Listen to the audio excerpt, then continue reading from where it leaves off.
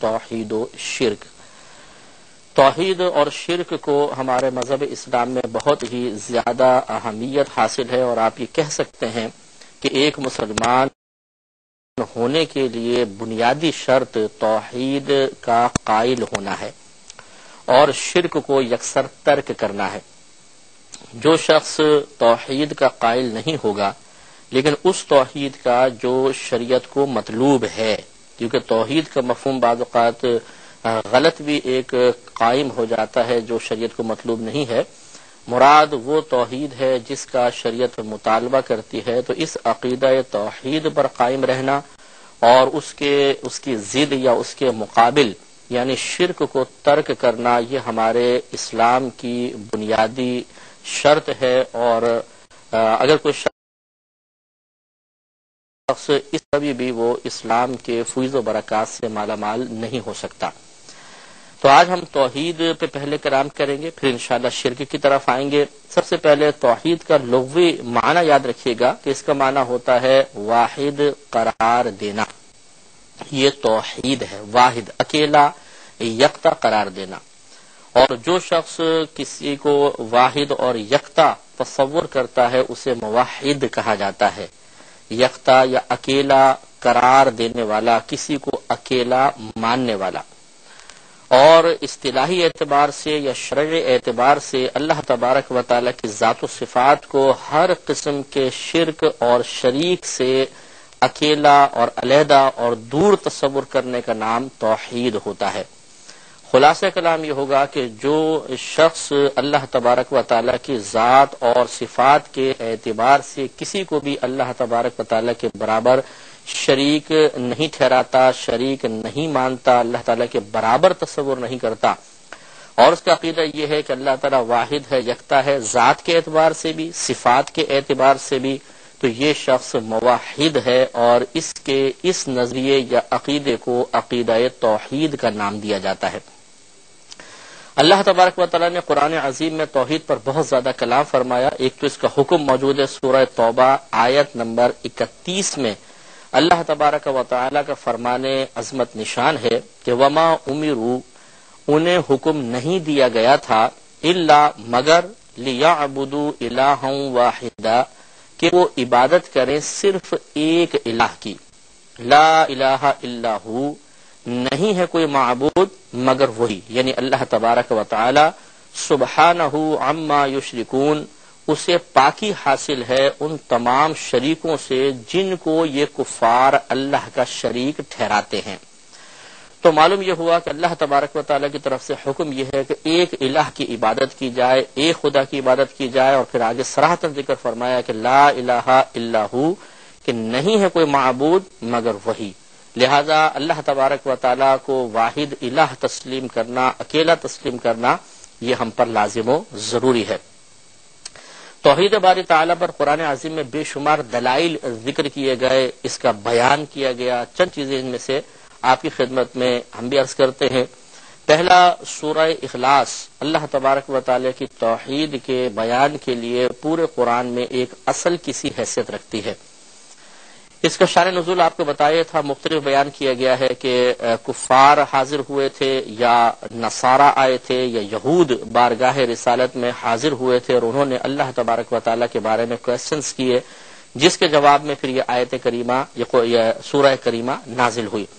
اللہ تعالیٰ ارشاد فرماتا ہے قل هو اللہ احد، اے حبیب کریم صلی اللہ علیہ وسلم آپ فرما دیجئے کہ اللہ ایک ہے، اللہ الصمد، اللہ بے نیاز ہے، لم یلد ولم یولد، نہ وہ اس کی کوئی اولاد ہے اور نہ وہ جنا گیا ہے، پیدا کیا گیا ہے، ولم یکن لہ کفوا احد، اور اس کے لیے کوئی شریک اور ہمسر نہیں ہے، کوئی اس کے ہم پلہ نہیں ہے۔ تو اس میں واحد ہونے کا ذکر فرما دیا گیا کہ وہ ذات کے اعتبار سے بھی اکیلا ہے، صفات کے اعتبار سے بھی اکیلا ہے، اسی طرح جو دنیاوی رشتے وغیرہ ہیں وہ ان سے بھی پاک و صاف ہے، بالکل یکتا، اکیلا اور منفرد ہے۔ سورہ بنی اسرائیل آیت نمبر 42 اور 43 میں اللہ تبارک و تعالی نے اپنے واحد ہونے کا ذکر اور اس پر باقاعدہ ایک دلیل قائم فرمائی ارشاد ہوتا ہے کہ قل، اے حبیب کریم صلی اللہ علیہ وسلم آپ فرما دیجئے، لو کان معہ آلہۃ، کہ اگر اللہ تبارک و تعالیٰ کے ساتھ کئی خدا ہوتے، کما یقولون، جیسا کہ یہ کفار کہتے ہیں، اذا لابتغوا الی ذی العرش سبیلا، تو وہ اس وقت ضرور عرش کے مالک کی جانب کوئی راستہ تلاش کر لیتے۔ سبحانہ و تعالی عما یقولون علوا کبیرا، اللہ تبارک و تعالیٰ کو اس سے پاکی ہے اور وہ بلند و بالا ہے اس چیز سے کہ جس کو وہ کہہ رہے ہیں، اور بہت ہی بلند ہے۔ مراد یہ ہے کہ اگر جس طرح یہ دعویٰ کرتے ہیں کہ اللہ کے علاوہ بھی کئی الہ ہیں، یقینی سی بات ہے کہ یہ ان کو پوجتے ہیں، ان کی عبادت کرتے ہیں، تو وہ الہ ان سے خوش ہو کر یقیناً اللہ تعالیٰ کی بارگاہ میں ان کو مقبول بنا دیتے اور یہ اللہ کی بارگاہ میں راستہ تلاش کر سکتے۔ لیکن اللہ کا فیصلہ یہ ہے کہ جو اللہ تعالیٰ کے بتائے ہوئے طریقے کے موافق اللہ تبارک و تعالیٰ کا قرب کا راستہ تلاش نہیں کرے گا، وہ کبھی بھی اللہ تعالیٰ کی بارگاہ تک نہیں پہنچ سکتا۔ معلوم ہوا کہ بقیہ الہ کو اگر کوئی کافر اللہ تبارک و تعالیٰ کی بارگاہ میں قرب کے حصول کا وسیلہ اور ذریعہ بھی تصور کرے، تب بھی وہ کفر و شرک کا مرتکب ہوگا اور اللہ کی بارگاہ تک کبھی بھی اس کی رسائی نہیں ہو سکتی۔ نتیجہ یہ نکلے گا صرف ایک اللہ کی عبادت ہونی چاہیے، اسی رب کریم کو واحد اور یکتا قرار دینا چاہیے۔ سورۃ الانبیاء آیت نمبر 22 میں مزید ارشاد ہوتا ہے کہ لو کان فیہما آلہۃ، اور یہ ایک عقلی دلیل بھی آپ اس کو کہہ سکتے ہیں کہ لو کان فیہما آلہۃ، اگر اس زمین و آسمان میں کئی خدا ہوتے، الا اللہ، اللہ تعالی کے علاوہ، لا فسدتا، تو ضرور یہ زمین و آسمان تباہ و برباد ہو جاتے۔ فسبحان اللہ رب العرش عما یصفون، تو اللہ تبارک و تعالی کو پاکی حاصل ہے جو عرش کا مالک ہے ان چیزوں سے جس کو یہ اللہ تعالیٰ کے ساتھ موصوف کرتے ہیں، یا جو اللہ کے بارے میں باتیں کہتے ہیں۔ تو اس میں ایک عقلی دلیل اللہ تعالیٰ نے دی ہے کہ اگر زمین و آسمان میں ایک سے زیادہ خدا ہوتے، اور یہ اللہ کے واحد ہونے پر بہترین دلیل ہے جو عقلی لحاظ سے آپ کسی کے سامنے بیان کر سکتے ہیں، کہ جب دو حاکم کسی ملک کو چلاتے ہیں، کسی سلطنت کو چلاتے ہیں، تو یقینی سی بات ہے کہیں نہ کہیں ان کی آراء میں اختلاف ضرور پیدا ہوتا ہے، اور حاکمانہ تکبر دوسرے کی اطاعت کی راہ میں بہت بڑی رکاوٹ ہے۔ تو یقیناً ایسا ہوتا کہ کبھی ایسا ہوتا کہ ایک الہ کہتا مثلا کہ اس جگہ بارش ہوگی، دوسرا کہتا ہے کہ نہیں، یہاں پر قحط سالی کا ارادہ ہے،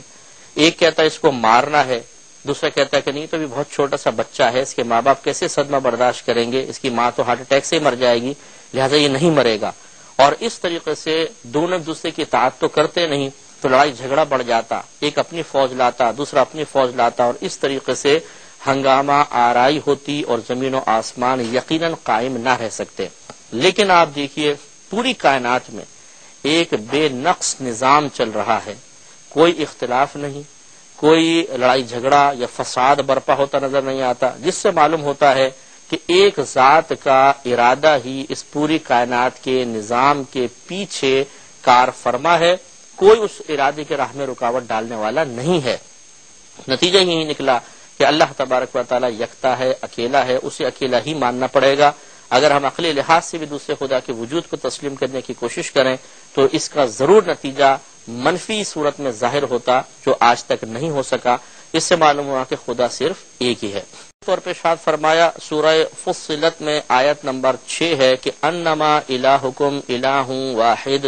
محض تمہارا الہ ایک الہ ہے۔ محض انما حصر کے لیے آیا کہ تمہارا خدا صرف ایک ہی خدا ہے اور خدا نہیں ہے۔ سورہ نمل آیت نمبر 59 سے لے کے 59 سے 64 تک، یعنی 64ویں آیت تک بہت سارا کلام ہے جس میں اللہ تبارک و تعالی نے عقلی لحاظ سے ایک خدا کے وجود پر دلائل قائم فرمائے، یعنی اپنے یکتا اور واحد ہونے کے دلائل کو ذکر کیا، اور یہ ذکر کرنا مختلف چیزوں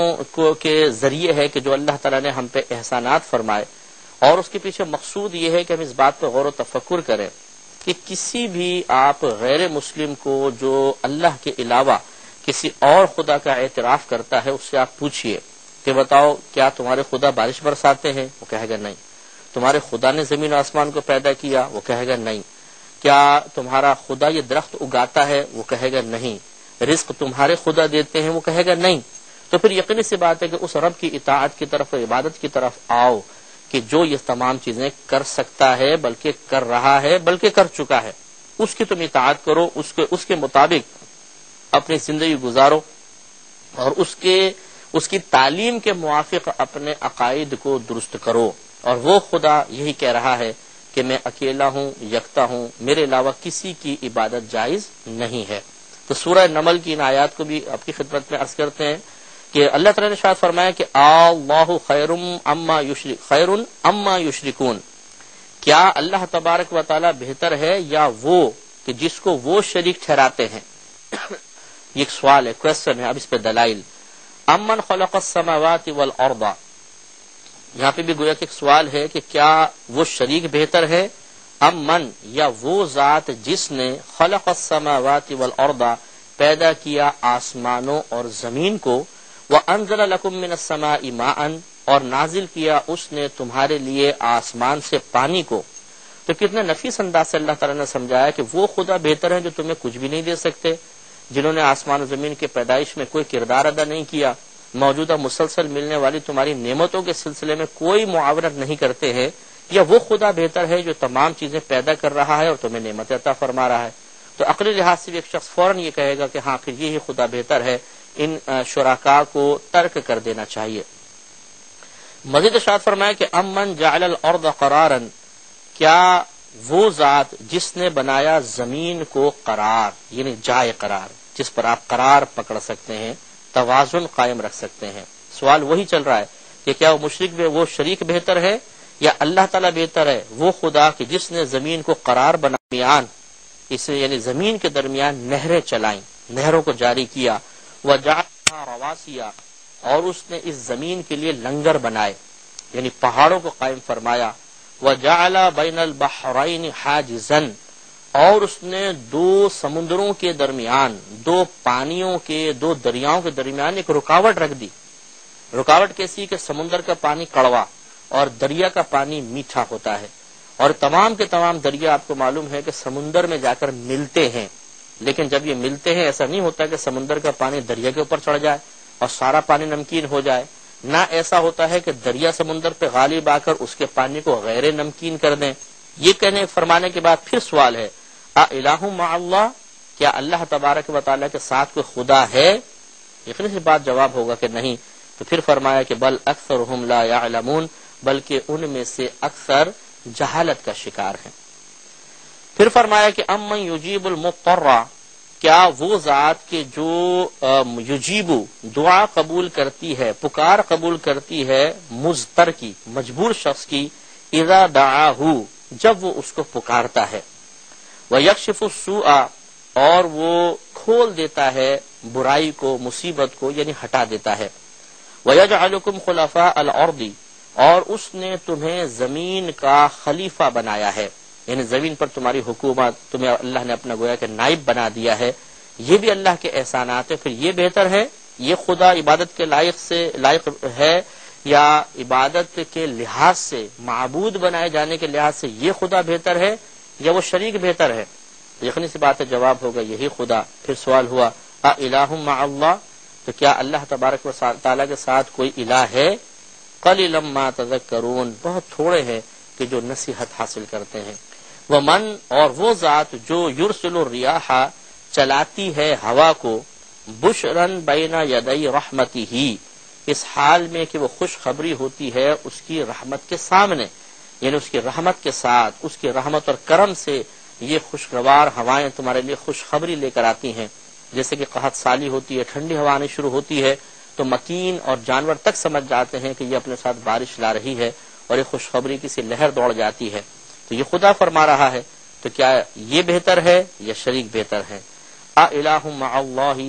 کیا اللہ تعالیٰ کے ساتھ کوئی الہ ہے؟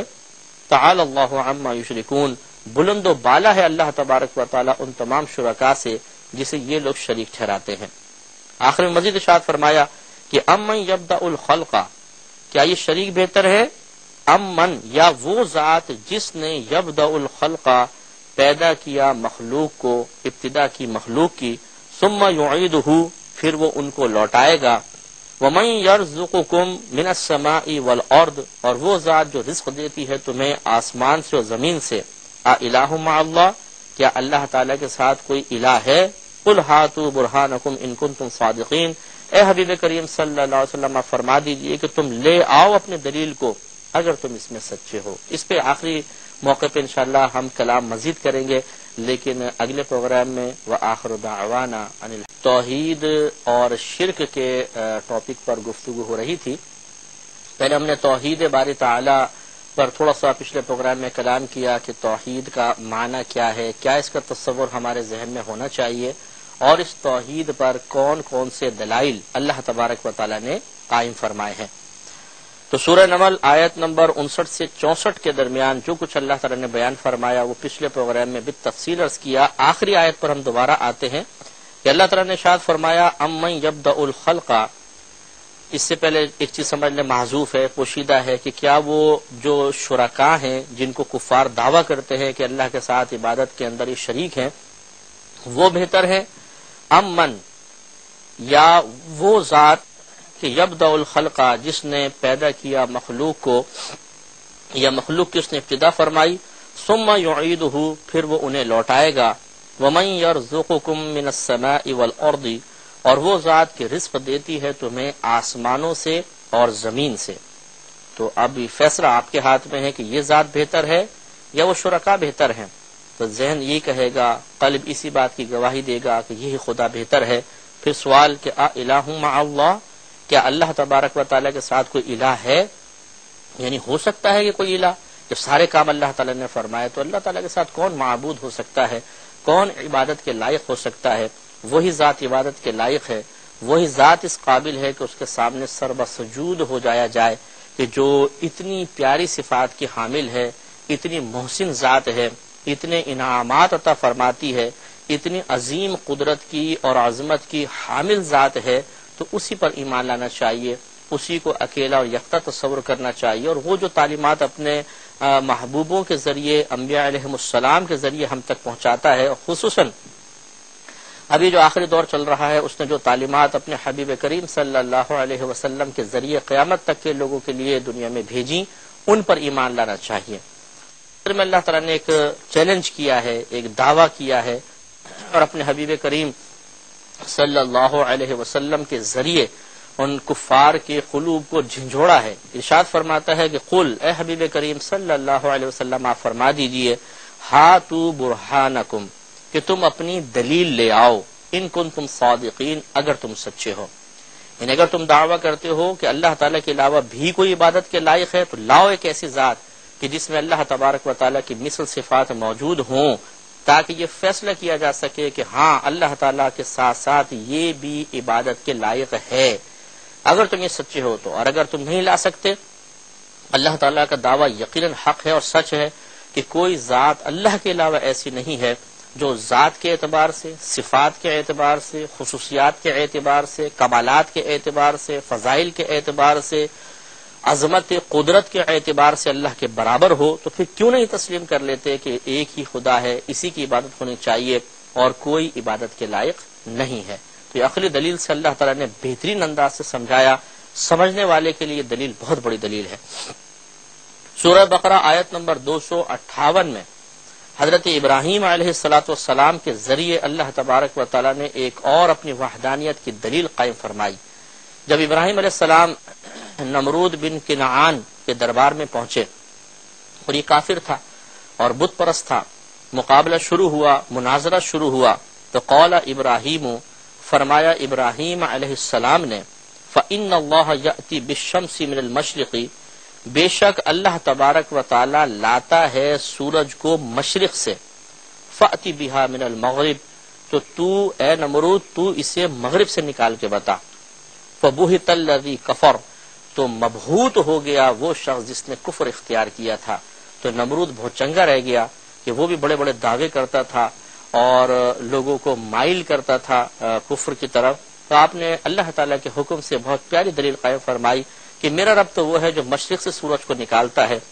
اگر تو خدائی کا دعویٰ کرتا ہے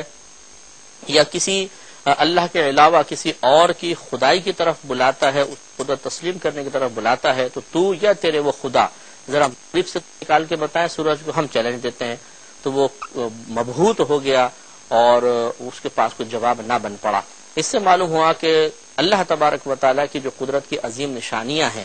مثلا رات اور دن کا اختلاف، ہواؤں کا چلنا، سورج کا مشرق سے نکلنا اور مغرب میں ہی غروب ہونا، اس کے علاوہ موسم،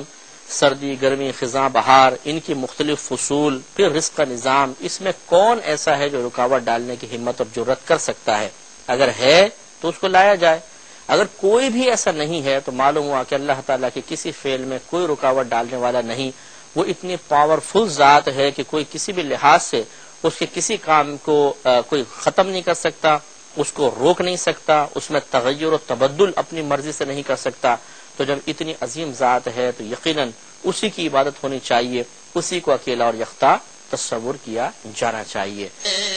تو یہاں تک توحید کے کچھ دلائل آپ کی خدمت میں عرض کیے۔ اب کچھ شرک کے بارے میں کلام، کہ شرک کسے کہتے ہیں، اس کی کتنی اقسام ہیں، اس کی کیا کیا مذمت ہے، شرک میں مبتلا ہو جانے والا شخص جو مشرک ہوتا ہے وہ کس قدر سخت نقصانات کا شکار ہے، اور یہ کتنا نازک موضوع ہے کہ ہر مسلمان کو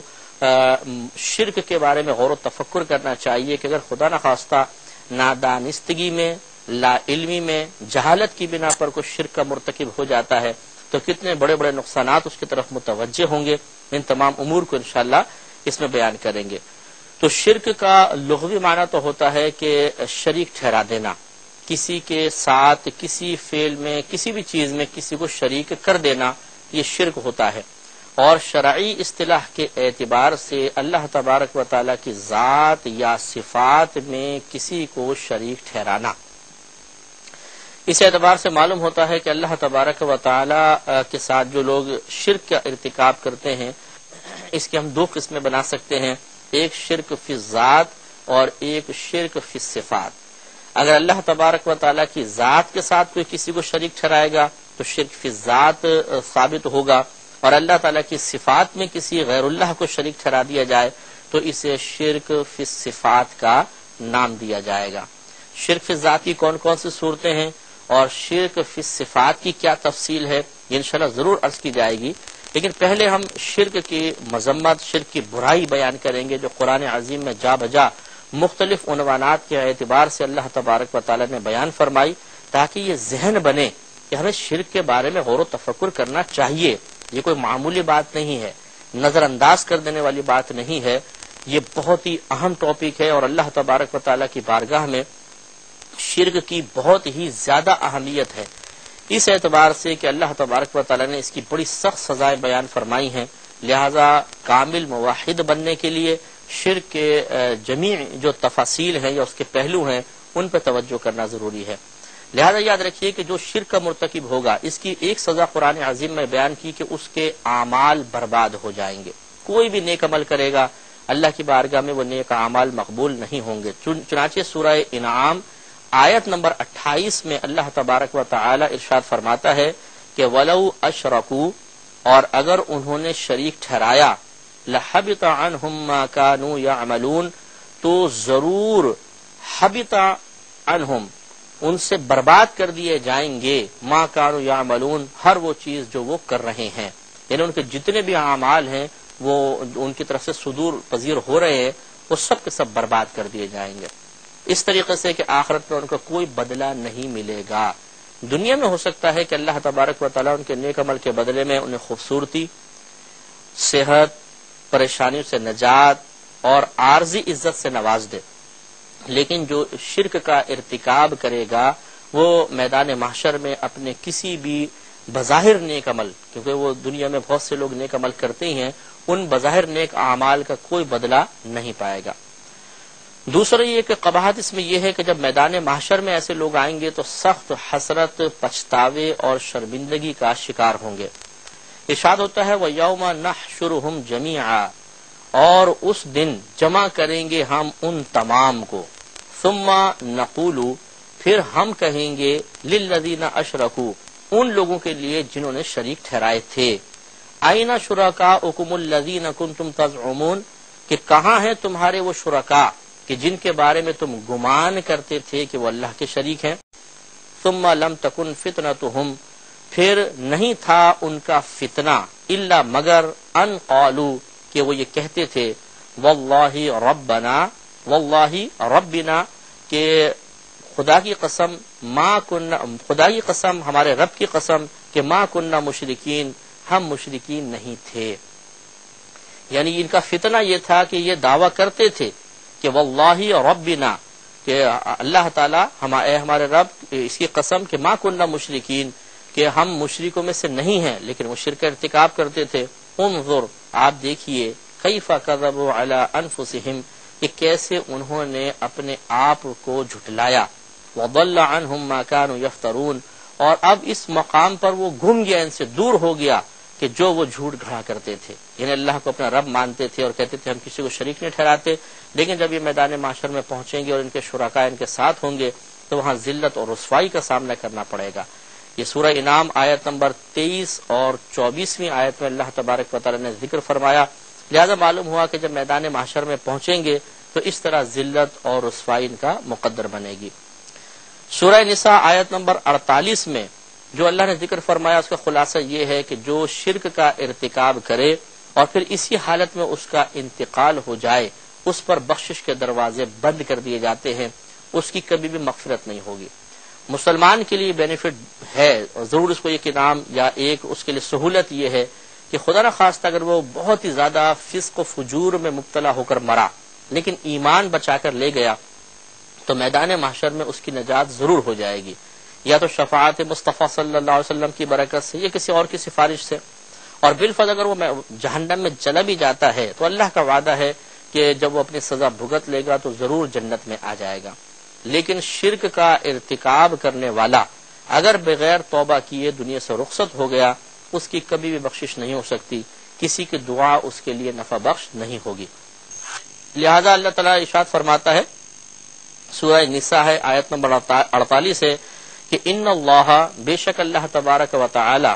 لا یغفر ان یشرک بہ، اس کی بخشش نہیں فرمائے گا کہ اس کے ساتھ کسی کو شریک ٹھہرایا جائے. وَيَغْفِرُ مَا دُونَ ذَلِكَ لِمَن يَشَاءُ، اور بخش دے گا جو اس کے علاوہ ہے، جس شخص کے لیے وہ چاہے. یعنی اس کے علاوہ جتنے چھوٹے گناہ ہیں، یعنی شرک سے جو نیچے گناہ ہیں، چاہے کتنے بڑا کبیرہ کیوں نہ ہو لیکن شرک سے نیچے ہو تو اللہ تعالیٰ اس کو جس کے لیے چاہے گا بخشش فرما دے گا. وَمَن يُشْرِكْ بِاللَّهِ، اور جو شخص اللہ تبارک و تعالیٰ کے ساتھ شریک ٹھہرائے، فَقَدِ افْتَرَىٰ إِثْمًا عَظِيمًا، تو بے شک اس نے ایک بہت بڑا گناہ پیدا کیا، ایک بہت بڑا گناہ اس نے گھڑ لیا، وضع کر لیا، تو یہ بہت بری چیز ہے.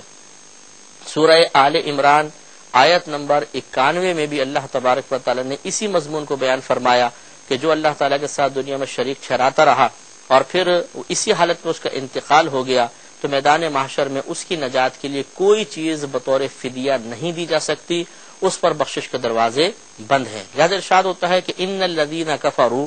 بے شک وہ لوگ جو کافر ہوئے، وماتوا، اور وہ مر گئے، وما وہم کفار، اس حال میں کہ وہ حالت کفر میں تھے، تو فلن یقبل من احدہم ملء الارض ذہبا، تو ہرگز نہیں قبول کیا جائے گا ان میں سے کسی ایک کی طرف سے زمین کے برابر سونا، یعنی اتنا سونا جو زمین کو بھر دے وہ قبول نہیں کیا جائے گا. وَلَوِ افْتَدَىٰ بِهِ، اگرچہ وہ اس کے ذریعے فدیہ دینا چاہے، یعنی کہ بروز قیامت کہے کہ اللہ تعالیٰ زمین کے برابر میں سونا دیتا ہوں، وہ لے لے اور مجھے بخش دے، اس کو نہیں بخشا جائے گا. اولئک لہم عذاب علیم، یہ وہ لوگ ہیں کہ ان کے لیے دردناک عذاب ہے. وما لہم من ناصرین، اور ان کے لیے کوئی مدد کرنے والا نہیں ہے. تو اس سے معلوم ہوا کہ جو کفر و شرک سے محفوظ حضرات ہیں یعنی مسلمان، انہیں اللہ کا شکر ادا کرنا چاہیے کہ اللہ تیرا بڑا کرم ہے کہ تو نے بغیر کسی طلب کے ہمیں ایک مسلمان گھرانے میں پیدا کیا اور ان آفات سے محفوظ فرما دیا. اور جو حالت کفر و شرک میں مبتلا ہے اسے توجہ کرنی چاہیے اور توبہ کی طرف مائل ہونا چاہیے. سورہ توبہ آیت نمبر 3 میں ایک شرک کا یہ بھی مطلب اس کا برا پہلو یا اس کی قباحت آپ کہہ لیں کہ اللہ تبارک و تعالیٰ اور اس کے رسول کریم صلی اللہ علیہ وسلم نے ایسے لوگوں سے براءت کا اظہار کیا ہے. براءت مینز بیزاریت، جس سے کوئی اگر عظیم بزرگ شخصیت ہو اور وہ آپ کے بارے میں کہہ دے کہ اس شخص سے تو میں بہت سخت بیزار ہوں، تو کیا حالت ہوگی اور کتنا ہمیں برا محسوس ہوگا اور کتنی اس میں ذلت کا معنی پوشیدہ ہے، اور جس سے اللہ تعالیٰ اس کے رسول براءت کا اظہار فرمائے وہ کتنا برا ہوگا۔ لہذا ارشاد ہوتا ہے کہ ان اللہ بریء من المشرکین ورسولہ، بے شک اللہ تبارک و تعالی بیزار ہے مشرکین سے اور اس کا رسول بھی ان مشرکین سے بیزار ہے۔ تو شرک کرنے والوں سے اللہ تبارک و تعالی بھی برات کا اظہار فرما رہا ہے، اس کے رسول بھی۔ ایک قباحت شرک میں یہ بھی ہے کہ جو اس کا مرتکب ہو جائے گا اس کے لیے دوسرے کی دعائے مغفرت بھی قبول نہیں کی جائے گی۔ اسی لیے اس نص سے جو میں بھی آپ کی خدمت میں عرض کر رہا ہوں، اس نص قطعی کی وجہ سے فقہائے اسلام نے بیان فرمایا کہ کسی کافر و مشرک کے لیے دعائے مغفرت کرنا کفر ہے۔ اس لیے کفر ہے کہ صراحتاً اللہ تعالیٰ جو بھی آیت عرض کر رہے ہیں کہ اس میں اللہ نے بیان فرما دیا کہ ان کفار و مشرکین کے لیے دعائے مغفرت نہ کی جائے، اس لیے کہ ان کی بخشش نہیں ہو سکتی۔ اب اگر ہم دعائے مغفرت کر رہے ہیں تو اس کی دو ہی وجوہات ہو سکتی ہیں کہ یا تو ہمیں یقین ہی نہیں ہے کہ اللہ تعالیٰ سچ کہہ رہا ہے، شک و شبہ ہے، اور یا ہم یہ سمجھتے ہیں کہ ہمارے دعا اللہ تعالیٰ کے فیصلے کو بدل دے گی، اور یہ دونوں چیزیں شرک کفر کے اندر آتی ہیں، اور ان کی اس امر کی بنا پر انسان دار اسلام سے خارج ہو سکتا ہے۔ لہذا سورہ توبہ آیت نمبر 113 میں اللہ تبارک و تعالی نے ارشاد فرمایا ما کان للنبی والذین آمنوا، نہیں مناسب ہے نبی کے لیے یعنی ہمارے نبی کریم صلی اللہ علیہ وسلم کے لیے اور ان لوگوں کے لیے جو ایمان لائے، ان یستغفروا للمشرکین، کہ وہ مغفرت طلب کریں مشرکین کے لیے، ولو کانوا اولی قربا من بعد ما تبین لهم، اگرچہ وہ قریب ترین رشتہ دار ہوں اس کے بعد کہ واضح ہو چکا ان کے لیے انہم اصحاب الجحیم، کہ بے شک وہ دوزخی ہیں یا دوزخ والے ہیں۔ یعنی جب کوئی شخص حالت کفر میں مر گیا تو وہ دوزخی ہے، اور جب پتہ ہے کہ یہ دوزخی ہے تو پھر اس کے لیے دعائے مغفرت کرنا یہ نہ مومنین کے لیے جائز ہے۔ لہذا معلوم ہوا کہ مشرکین کے لیے جو حالت کفر میں مرا اور ہمیں واضح طور پہ معلوم ہے کہ حالت کفر میں مرا ہے، اس کے لیے دعائے مغفرت کرنا یہ اللہ تعالیٰ کے اس فرمان پر عدم اعتماد کی علامت بن جائے گا اور وہ ہمیں کفر تک پہنچا سکتا ہے۔ اس کے علاوہ ایک شرک کی یہ بھی قباحت بیان کی گئی کہ ایسا شخص سب کی لعنت کا مستحق ہوگا۔ لہذا سورہ بقرہ آیت نمبر 161 اور 162 میں اللہ تبارک و تعالی ارشاد فرماتا ہے کہ ان الذین کفروا وماتوا وهم کفار، بے شک وہ جو کافر ہوئے اور وہ مر گئے اس حال میں کہ وہ کافر تھے، یعنی حالت کفر میں مر گئے، اولئک علیہم لعنت اللہ، یہ وہ لوگ ہیں کہ ان پر اللہ تبارک و تعالی کی لعنت ہے، والملائکۃ والناس اجمعین، اور فرشتوں اور تمام لوگوں کی لعنت ہے۔ ابھی تھوڑا سا آیت کا حصہ باقی ہے اور اس پر انشاءاللہ تھوڑا سا کلام بھی مزید ہونا چاہیے، لیکن آخر میں جو ایک قباحت بیان ہو رہی تھی وہ یہ تھی کہ جو کفر و شرک کا ارتکاب کرتا ہے تو وہ اللہ تبارک و تعالی فرشتوں اور تمام لوگوں کی لعنت کا مستحق ہوتا ہے۔ اللہ کی طرف سے لعنت کا مستحق ہونے کا مطلب رحمت سے دور کر دیا جانا، اور جب ہم کہتے ہیں کہ فرشتوں کی لعنت یا انسانوں کی لعنت تو اس کا مطلب ہوتا ہے کسی کے لیے اللہ تبارک و تعالی کی رحمت سے دوری کے لیے دعا کرنا، یعنی کسی کے لیے بد دعا کرنا کہ اللہ تعالیٰ اس کو اپنی رحمت سے دور کر دے۔ تو کفار اور مشرکین پر اللہ کی بھی لعنت ہے، یعنی اللہ نے ان کو اپنی رحمت سے دور کر دیا ہے، اور فرشتوں اور انسانوں کی بھی لعنت ہے، یعنی تمام انسان جو موحد ہیں وہ اس طرح ان کی طرف سے لعنت ہوتی ہے کہ خود ہمیں بعض اوقات شعور نہیں ہوتا، لیکن اللہ تبارک و تعالیٰ نے ہماری طرف سے فرشتوں کی طرف سے ان پر لعنت کو مقرر کر دیا ہے۔ لہذا سورہ بقرہ آیت نمبر 161 162 آپ کی خدمت میں پیش کر رہے تھے کہ اللہ تعالیٰ نے ارشاد فرمایا ان الذین کفروا وماتوا وهم کفار، کہ بے شک وہ لوگ جو کافر ہوئے اور وہ حالت کفر میں ہی مر گئے، اولئک علیہم، یہ وہ لوگ ہیں کہ ان پر لعنت اللہ والملائکۃ والناس اجمعین، ان پر اللہ تبارک و تعالیٰ کی، تمام فرشتوں کی اور تمام انسانوں کی لعنت ہے، خالدین فیہا، وہ اس لعنت میں ہمیشہ رہیں گے، لا یخفف عنہم العذاب، ان سے عذاب میں کوئی تخفیف نہیں کی جائے گی، ولا ہم ینظرون، اور نہ وہ مہلت دیے جائیں گے۔ یعنی ایسا نہیں ہوگا وقفہ ہو جائے یا عذاب ان سے کم ہو جائے، مدت کے لحاظ سے کوئی کمی نہیں ہوگی اور وہ شدید عذاب میں مبتلا رہیں گے۔ اس سے معلوم ہوا کہ ان کا دنیاوی انجام اللہ تعالیٰ کی رحمت سے دوری لعنت کا توق ہے، اور اخروی انجام دوزخ میں ہمیشہ ہمیشہ کے لیے رہنا ہے۔ سورہ مائدہ آیت نمبر 72 میں شرک کی ایک قباحت یہ بیان کی گئی کہ جو اس کا ارتکاب کرے گا، اس میں مبتلا ہوگا، اس پر جنت حرام کر دی جائے گی، یعنی وہ کبھی جنت میں نہیں جا سکتا اور وہ ہمیشہ ہمیشہ جہنم میں رہے گا۔ اللہ تبارک و تعالی ارشاد فرماتا ہے لقد کفر الذین قالوا، ضرور بے شک کفر کیا ان لوگوں نے جنہوں نے کہا ان اللہ هو المسیح ابن مریم، کہ بے شک اللہ تعالی وہ مسیح بن مریم ہی ہے، یعنی عیسیٰ علیہ السلام ہی خدا ہیں، انہوں نے کفر کیا۔ وقال المسیح، حالانکہ عیسیٰ علیہ السلام نے فرمایا یا بنی اسرائیل اعبدوا اللہ ربی وربکم، کہ اے بنی اسرائیل تم اللہ تبارک و تعالی کی عبادت کرو جو میرا رب ہے اور تمہارا بھی رب ہے۔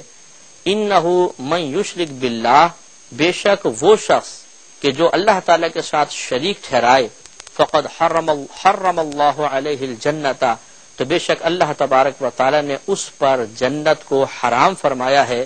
ومأواہ النار، اور اس کا ٹھکانہ جہنم ہے، وما للظالمین من انصار، اور ظالموں کے لیے کوئی مددگار نہیں۔ تو اس سے معلوم ہوا کہ جو شرک کا مرتکب ہوگا چاہے اہل کتاب میں سے ہی کیوں نہ ہو، جیسے کہ یہاں پر ذکر کیا گیا، تو اللہ تبارک و تعالی نے اس پر جنت کو حرام فرما دیا ہے اور اس کا ٹھکانہ جہنم ہے، وہ اس میں ہمیشہ ہمیشہ رہے گا۔ سورۃ البینہ آیت نمبر 6 میں اللہ تبارک و تعالی نے مشرکوں کے لیے جہنم میں داخلے کی وعید بیان فرمائی، جس سے معلوم ہوا کہ شرک کی ایک قباحت یہ ہے کہ اس کا مرتکب جہنم میں داخل کیا جائے گا۔ پچھلی آیت سے بھی ثابت ہے، ایک مستقل اس کو ہیڈنگ دی جا سکتی ہے، ان الذین کفروا من اہل الکتاب والمشرکین، بے شک وہ لوگ جنہوں نے کفر اختیار کیا اہل کتاب میں سے اور مشرکین، فی نار جہنم، وہ دوزخ کی آگ میں ہیں، خالدین فیہا، وہ اس میں ہمیشہ رہنے والے ہیں، اولئک ہم شر البریہ، یہ مخلوق میں سے سب سے بدتر ہیں۔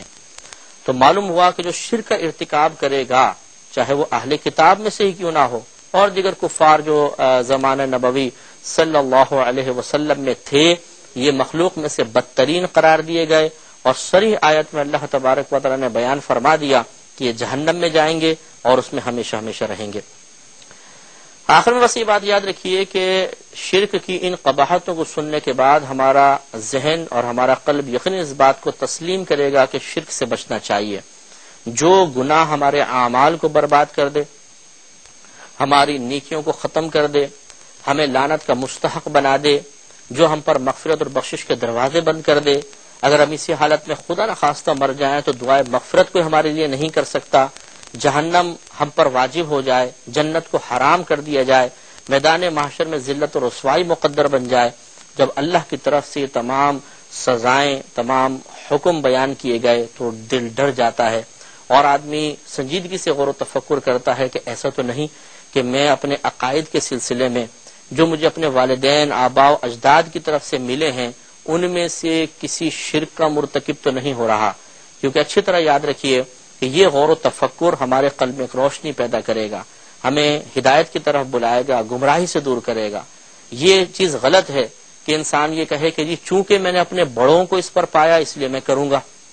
یہ کوئی دلیل نہیں ہوتی ہے۔ جو بھی نبی ایسا ہے جس نے تبلیغ دین فرمائی، تو کفار کا آپ دیکھیں قرآن پاک میں جا بجا یہی عذر بیان کیا جاتا ہے کہ وہ یہ کہا کرتے تھے جی ہم نے ان عقائد پر اپنے آباء و اجداد کو پایا ہے، تو کیا ہم ان کو چھوڑ دیں؟ تو معلوم یہ ہوا کہ ضروری نہیں ہے کہ جو عقیدہ آپ کے بڑوں کی طرف سے آپ کو ملا ہے وہ ضرور صحیح ہی ہوگا، ہو سکتا ہے اس میں کچھ غلطی بھی ہو سکتا ہے اس میں کچھ گڑبڑ ہو سکتا ہے وہ عقیدہ اپنی اصل کے اعتبار سے بالکل ٹھیک ہو، لیکن بعد میں لوگوں نے اس میں کچھ ایڈنگ کر دی ہو، لہذا توجہ کرنا ضروری ہے۔ اور یاد رکھیے کہ گناہ کے کاموں میں، شرک کے کاموں میں کسی کی اطاعت نہیں ہو سکتی ہے، چاہے وہ ماں باپ ہی کیوں نہ ہو، چاہے قریبی رشتہ دار ہی کیوں نہ ہو، ان کی مخالفت کرنا لازم ہوگا۔ اس پر بھی ایک آیت میں عرض کر دیتا ہوں، سورہ عنکبوت آیت نمبر 8 میں اللہ تبارک و تعالی ارشاد فرماتا ہے وَوَصَّيْنَا الْإِنسَانَ بِوَالِدَيْهِ حُسْنًا، اور ہم نے انسان کو والدین کے ساتھ اچھے سلوک کا حکم ارشاد فرمایا، لیکن آگے فرمایا وَإِن جَاهَدَاكَ، اور اگر وہ دونوں یعنی ماں باپ کوشش کریں تیرے ساتھ لِتُشْرِكَ بِي مَا لَيْسَ لَكَ بِهِ عِلْمٌ، کہ تو میرے ساتھ اسے شریک ٹھہرائے جس کا تجھے علم نہیں ہے کہ واقعی میرے ساتھ شریک ہو سکتا ہے کہ نہیں، فَلَا تُطِعْهُمَا، تو ان دونوں کی اطاعت مت کرنا، اِلَيَّ مَرْجِعُكُمْ، میری ہی طرف تمہارا لوٹنے کا مقام ہے، فَأُنَبِّئُكُمْ بِمَا كُنْتُمْ تَعْمَلُونَ، تو پھر میں تمہیں خبر دوں گا ان تمام کاموں کی جو تم دنیا میں کرتے رہے تھے۔ تو صراحتاً اس میں اللہ تبارک و تعالیٰ نے بڑوں کی اس اطاعت سے منع فرما دیا کہ جو غلطی پر مبنی ہو، غلطی پر مشتمل ہو یا غلط کاموں میں اطاعت ہو، اللہ تعالیٰ نے منع فرمایا کہ اس میں ان کی اطاعت نہیں کی جائے گی۔ لہذا ہر وہ غلط عقیدہ جو ہمیں کبھی ہو سکتا ہے، اوپر سے گھروں کے اندر ہوتے ہیں عقائد مختلف قسم کے، اگر وہ بڑوں سے ملا ہے تو اسی وقت اس عقیدے کو اپنائیں گے کہ جب وہ قرآن و حدیث کے موافق محسوس ہوگا، اکابرین اسلام کی تعلیمات کے مطابق محسوس ہوگا تو ہم اس کو صحیح تسلیم کرتے ہوئے لے لیں گے، اور اگر ان کے خلاف ہوگا تو اس سے یقیناً اجتناب کرنا ضروری ہوگا۔ تو یہاں تک شرک کی قباحت بیان ہوئی۔ اب انشاءاللہ ہم شرک کی اقسام کی طرف آتے ہیں اور ہر قسم کے اوپر تھوڑا سا ہم کلام کریں گے۔ آپ کی خدمت میں عرض کیا تھا کہ جب ہم شرک کی تعریف دیکھتے ہیں کہ اللہ تعالیٰ کی ذات و صفات میں کسی کو شریک ٹھہرا لینا یہ شرک ہے، تو اسی سے معلوم ہو جاتا ہے کہ شرک کی دو قسمیں ہیں، ایک اللہ تعالیٰ کی ذات کے ساتھ کسی کو شریک ٹھہرانا، ایک اس کی صفات میں کسی کو شریک ٹھہرانا۔ تو جب ذات میں کسی کو شریک ٹھہرائیں گے اس کو شرک فی ذات سے تعبیر کرتے ہیں، اور جب صفات میں کسی کو شریک ٹھہرایا جائے تو اسے شرک فی صفات کا نام دیا جاتا ہے۔ لہذا اس اعتبار سے دو قسمیں بنتی ہیں، شرک فی ذات اور شرک فی صفات۔ اب جو شرک فی ذات ہے اس کی مختلف صورتیں ہوتی ہیں۔ اس میں پہلی صورت یہ ہے کہ کسی کو الہ سمجھنا، معبود سمجھنا، لائق عبادت سمجھنا، چاہے اس کی عبادت کی نہ جائے لیکن اس کو لائق عبادت، یہ الہ ہے، اس کا دعویٰ کرنا اس کے الہ ہونے کا، چاہے اس کو لائق عبادت نہ سمجھیں یا اس کی عبادت نہ کی جائے، لیکن اگر کسی کو الہ کہا، الہ تصور کیا تو یہ شرک کی ایک قسم متعین ہو جائے گی، یعنی شرک فی ذات، اور ایسا آدمی مشرک کہلائے گا۔ دوسرا، غیر اللہ کو معبود سمجھنا، اللہ کے علاوہ کسی کو عبادت کے لائق سمجھنا۔ تیسری شرک فی ذات کی صورت یہ بن سکتی ہے کہ کسی کو اللہ کی مثل واجب الوجود سمجھنا۔ یہ آپ کو پہلے بتایا تھا کہ واجب الوجود کا مطلب ہوتا ہے ایسی ذات کہ اس کے وجود کا کوئی اور ذات سبب نہ بنی ہو، وہ خود بخود ہو، اور اگر کوئی ایسی ذات ہے کہ اس کے وجود کا کوئی اور ذات سبب بن رہی ہو تو اسے کہتے ہیں ممکن الوجود۔ لہذا اللہ تعالیٰ واجب الوجود ہے کہ اللہ تعالیٰ کے وجود کا کوئی اور ذات سبب یا علت نہیں بنی ہے، اور ہم سب یعنی اللہ کے ما سوا، اللہ کی ذات اور صفات کو چھوڑ کر باقی تمام چیزیں یہ ممکن الوجود ہیں، کیونکہ ہمارے وجود کا سبب اللہ تعالیٰ کی ذات ہے۔ تو گویا کہ جس کے وجود کا موجود ہونے کا کوئی سبب نہ ہو وہ واجب الوجود ہوتا ہے، اور جس کے موجود ہونے کا کوئی سبب اور ذریعہ ہو اسے ممکن الوجود کہا جاتا ہے۔ تو اگر آپ تھوڑا سا غور و تفکر کریں گے تو ذہن قبول کرے گا اس بات کو کہ اللہ تبارک و تعالیٰ ہی واجب الوجود ہو سکتا ہے، کیونکہ اسے کسی نے پیدا نہیں کیا، وہ ہمیشہ سے ہے، اور ہم سب ممکن الوجود ہی ہو سکتے ہیں، اس لیے کہ ہم میں سے کوئی ایسا نہیں ہے کہ جس کے وجود کا کوئی بھی سبب نہ ہو۔ اللہ تبارک و تعالیٰ کی ذات تو اس پوری کائنات کے وجود کا سبب ہے ہی ہے، تو ہم سب ممکن الوجود کہلائیں گے۔ کبھی کبھی یہ وجود کے لفظ کو ہٹا کر اللہ تعالیٰ اور ہمارے لیے اس واجب اور ممکن کو استعمال کیا جاتا ہے۔ مثلا یوں کہہ دیا جاتا ہے اللہ تعالیٰ واجب ہے، ہم ممکن ہیں۔ جب یہ لفظ استعمال ہو تو وجود کا کوئی سبب نہ ہو۔ تو کہیں کہیں آپ اشعار وغیرہ میں اور یا کتابوں میں دیکھیں گے کہ اللہ واجب تعالی یا مخلوق ممکن ہے یا ممکن الوجود ہے، تو یہ تمام چیزیں آپ سمجھ جائیے گا۔ تو کسی کو اللہ کی مثل واجب الوجود سمجھنا، یعنی کوئی یہ دعویٰ کرے کہ یہ جو چیز ہے اس کو کسی نے پیدا نہیں کیا، نہ اللہ نے نہ خدا نے، کسی نے پیدا نہیں کیا، خود بخود ہے، تو یہ گویا کہ ہم نے اس چیز کو واجب الوجود مان لیا، اور یہ بھی شرک فی الذات میں شامل ہوگا۔ یہ چوتھا، اللہ تعالی کی طرح قدیم سمجھنا۔ قدیم اسے کہتے ہیں کہ جس پر کبھی عدم یعنی نہ ہونا طاری نہ ہوا ہو۔ یعنی دیکھیں ہم سب ایسے ہیں کہ پہلے نہیں تھے، پھر ہم مارز وجود میں آئے، تو کبھی ہمارے بارے میں کوئی کہہ سکتا ہے کہ جی وہ نہیں ہے، نہ ہونا پایا جاتا ہے ہمارے ساتھ، پھر ہونا پایا جاتا ہے، لیکن اللہ تبارک و تعالیٰ کے لیے نہ ہونے کا کوئی تصور نہیں کہ پہلے اللہ تعالیٰ نہیں تھا بعد میں ہوا۔ تو جو ذات اس صفت کی حامل ہو کہ وہ ہمیشہ سے ہو، کبھی بھی نہ ہونا جس کو عربی میں عدم کہتے ہیں اس پر طاری نہ ہوا ہو، اسے قدیم کہا جاتا ہے۔ لہذا اللہ تعالیٰ قدیم ہے اور ہم سب غیر قدیم ہیں۔ اب کوئی اللہ تعالیٰ کے علاوہ بھی کسی کو کہے یہ قدیم ہے، تو گویا کہ اس نے اللہ تعالیٰ کی کہ قدیم ہونے کے ساتھ اس کی ذات جو قدیم ہے اس کے ساتھ کسی کو شریک ٹھہرا دیا، تو شرک فی ذات کا مرتکب کہلائے گا۔ اور یہ یاد رکھیے گا کہ لفظ قدیم کے مقابل آتا ہے حادث، حلوے والی ہے، الف دال اور سے ہے، جس کو اردو میں ہم سے کہتے ہیں۔ حادث، حادث مانے نو پید چیز، نئی پیدا ہونے والی۔ یا قدیم کے مقابل اگر لے کر آئیں تو ایسی چیز جو پہلے نہیں تھی بعد میں ہوئی، یا ایسی چیز جس پر پہلے عدم طاری تھا بعد میں وہ وجود میں آئی، اسے حادث کہتے ہیں۔ تو اللہ تبارک و تعالیٰ قدیم ہے۔ اللہ تعالیٰ کی ذات اور صفات کے علاوہ جتنی چیزیں ہیں سب کے سب حادث ہیں، یعنی حادث بمانے فانی نہیں ہوتا، یاد رکھیں جب اصطلاح شرع میں حادث کا لفظ استعمال کیا جاتا ہے تو اس کا مطلب ہوتا ہے جو قدیم کے مقابل ہو، یعنی حادث اس چیز کو کہتے ہیں کہ جو پہلے نہیں تھی بعد میں وجود میں آئی۔ اسی حادث کا دوسرا نام مخلوق بھی ہوتا ہے۔ مخلوق بھی وہ ہوتی ہے جو پہلے نہیں تھی پھر اس کو تخلیق کیا گیا۔ خالق اللہ تعالیٰ ہے، ہم مخلوق ہیں، تو ہم پہلے نہیں تھے پھر ادھر آئے۔ تو معلوم ہوا کہ اللہ تعالیٰ قدیم ہے اور ہمیشہ سے ہے، اللہ تعالیٰ ازلی ہے۔ اس کے مقابلے میں جب ہمیں دیکھا جائے گا تو ہم سب اپنے آپ کو ممکن بھی کہہ سکتے ہیں کہ ہم ممکن الوجود ہیں، ہم مخلوق ہیں، ہم حادث ہیں۔ سب کا معنی ایک ہی ہوگا کہ ممکن الوجود وہ ہوتا ہے جو پہلے نہیں تھا بعد میں ہوا، مخلوق وہ ہے جو پہلے نہیں بعد میں، حادث وہ جو پہلے نہیں بعد میں ہوا۔ مفہوم بس تھوڑے بدل جاتے ہیں، باقی سب کا ایک ہی مطلب ہے، یعنی یہی نتیجہ نکلتا ہے کہ مخلوق، حادث یا ممکن الوجود اسے کہتے ہیں جو پہلے نہیں تھا بعد میں اس کو بنایا گیا یا پیدا کیا گیا۔ تو اگر اللہ تعالیٰ کی ذات کی مثل کسی کو قدیم تصور کیا جائے تو یہ شرک فی الذات میں آئے گا۔ پانچویں شرک کی صورت بنے گی شرک فی الذات کی کہ اللہ تعالیٰ کے لیے اولاد یا بیوی ثابت کرنا، یہ شرک فی الذات میں ہے۔ اور چھٹی اور آخری صورت جو مطلب بہت ساری صورتیں مزید بھی ہو سکتی ہیں، لیکن جو ہم نے 6 صورتوں کا انتخاب کیا کہ اللہ کے ما سوا کو، اللہ کے علاوہ کو معبود سمجھ کر پکارنا، یہ بھی شرک فی الذات میں آتا ہے۔ انشاءاللہ تعالی آج آپ نے 6 شرک فی الذات کی صورتیں سماعت فرمائیں۔ اگلے پروگرام میں انشاءاللہ ہر صورت کے بارے میں قرآن سے دلیل اور مختصر سا اس پر کلام کیا جائے۔ پہلی صورت آپ کی خدمت میں بیان کی تھی کہ کسی کو الہ سمجھنا،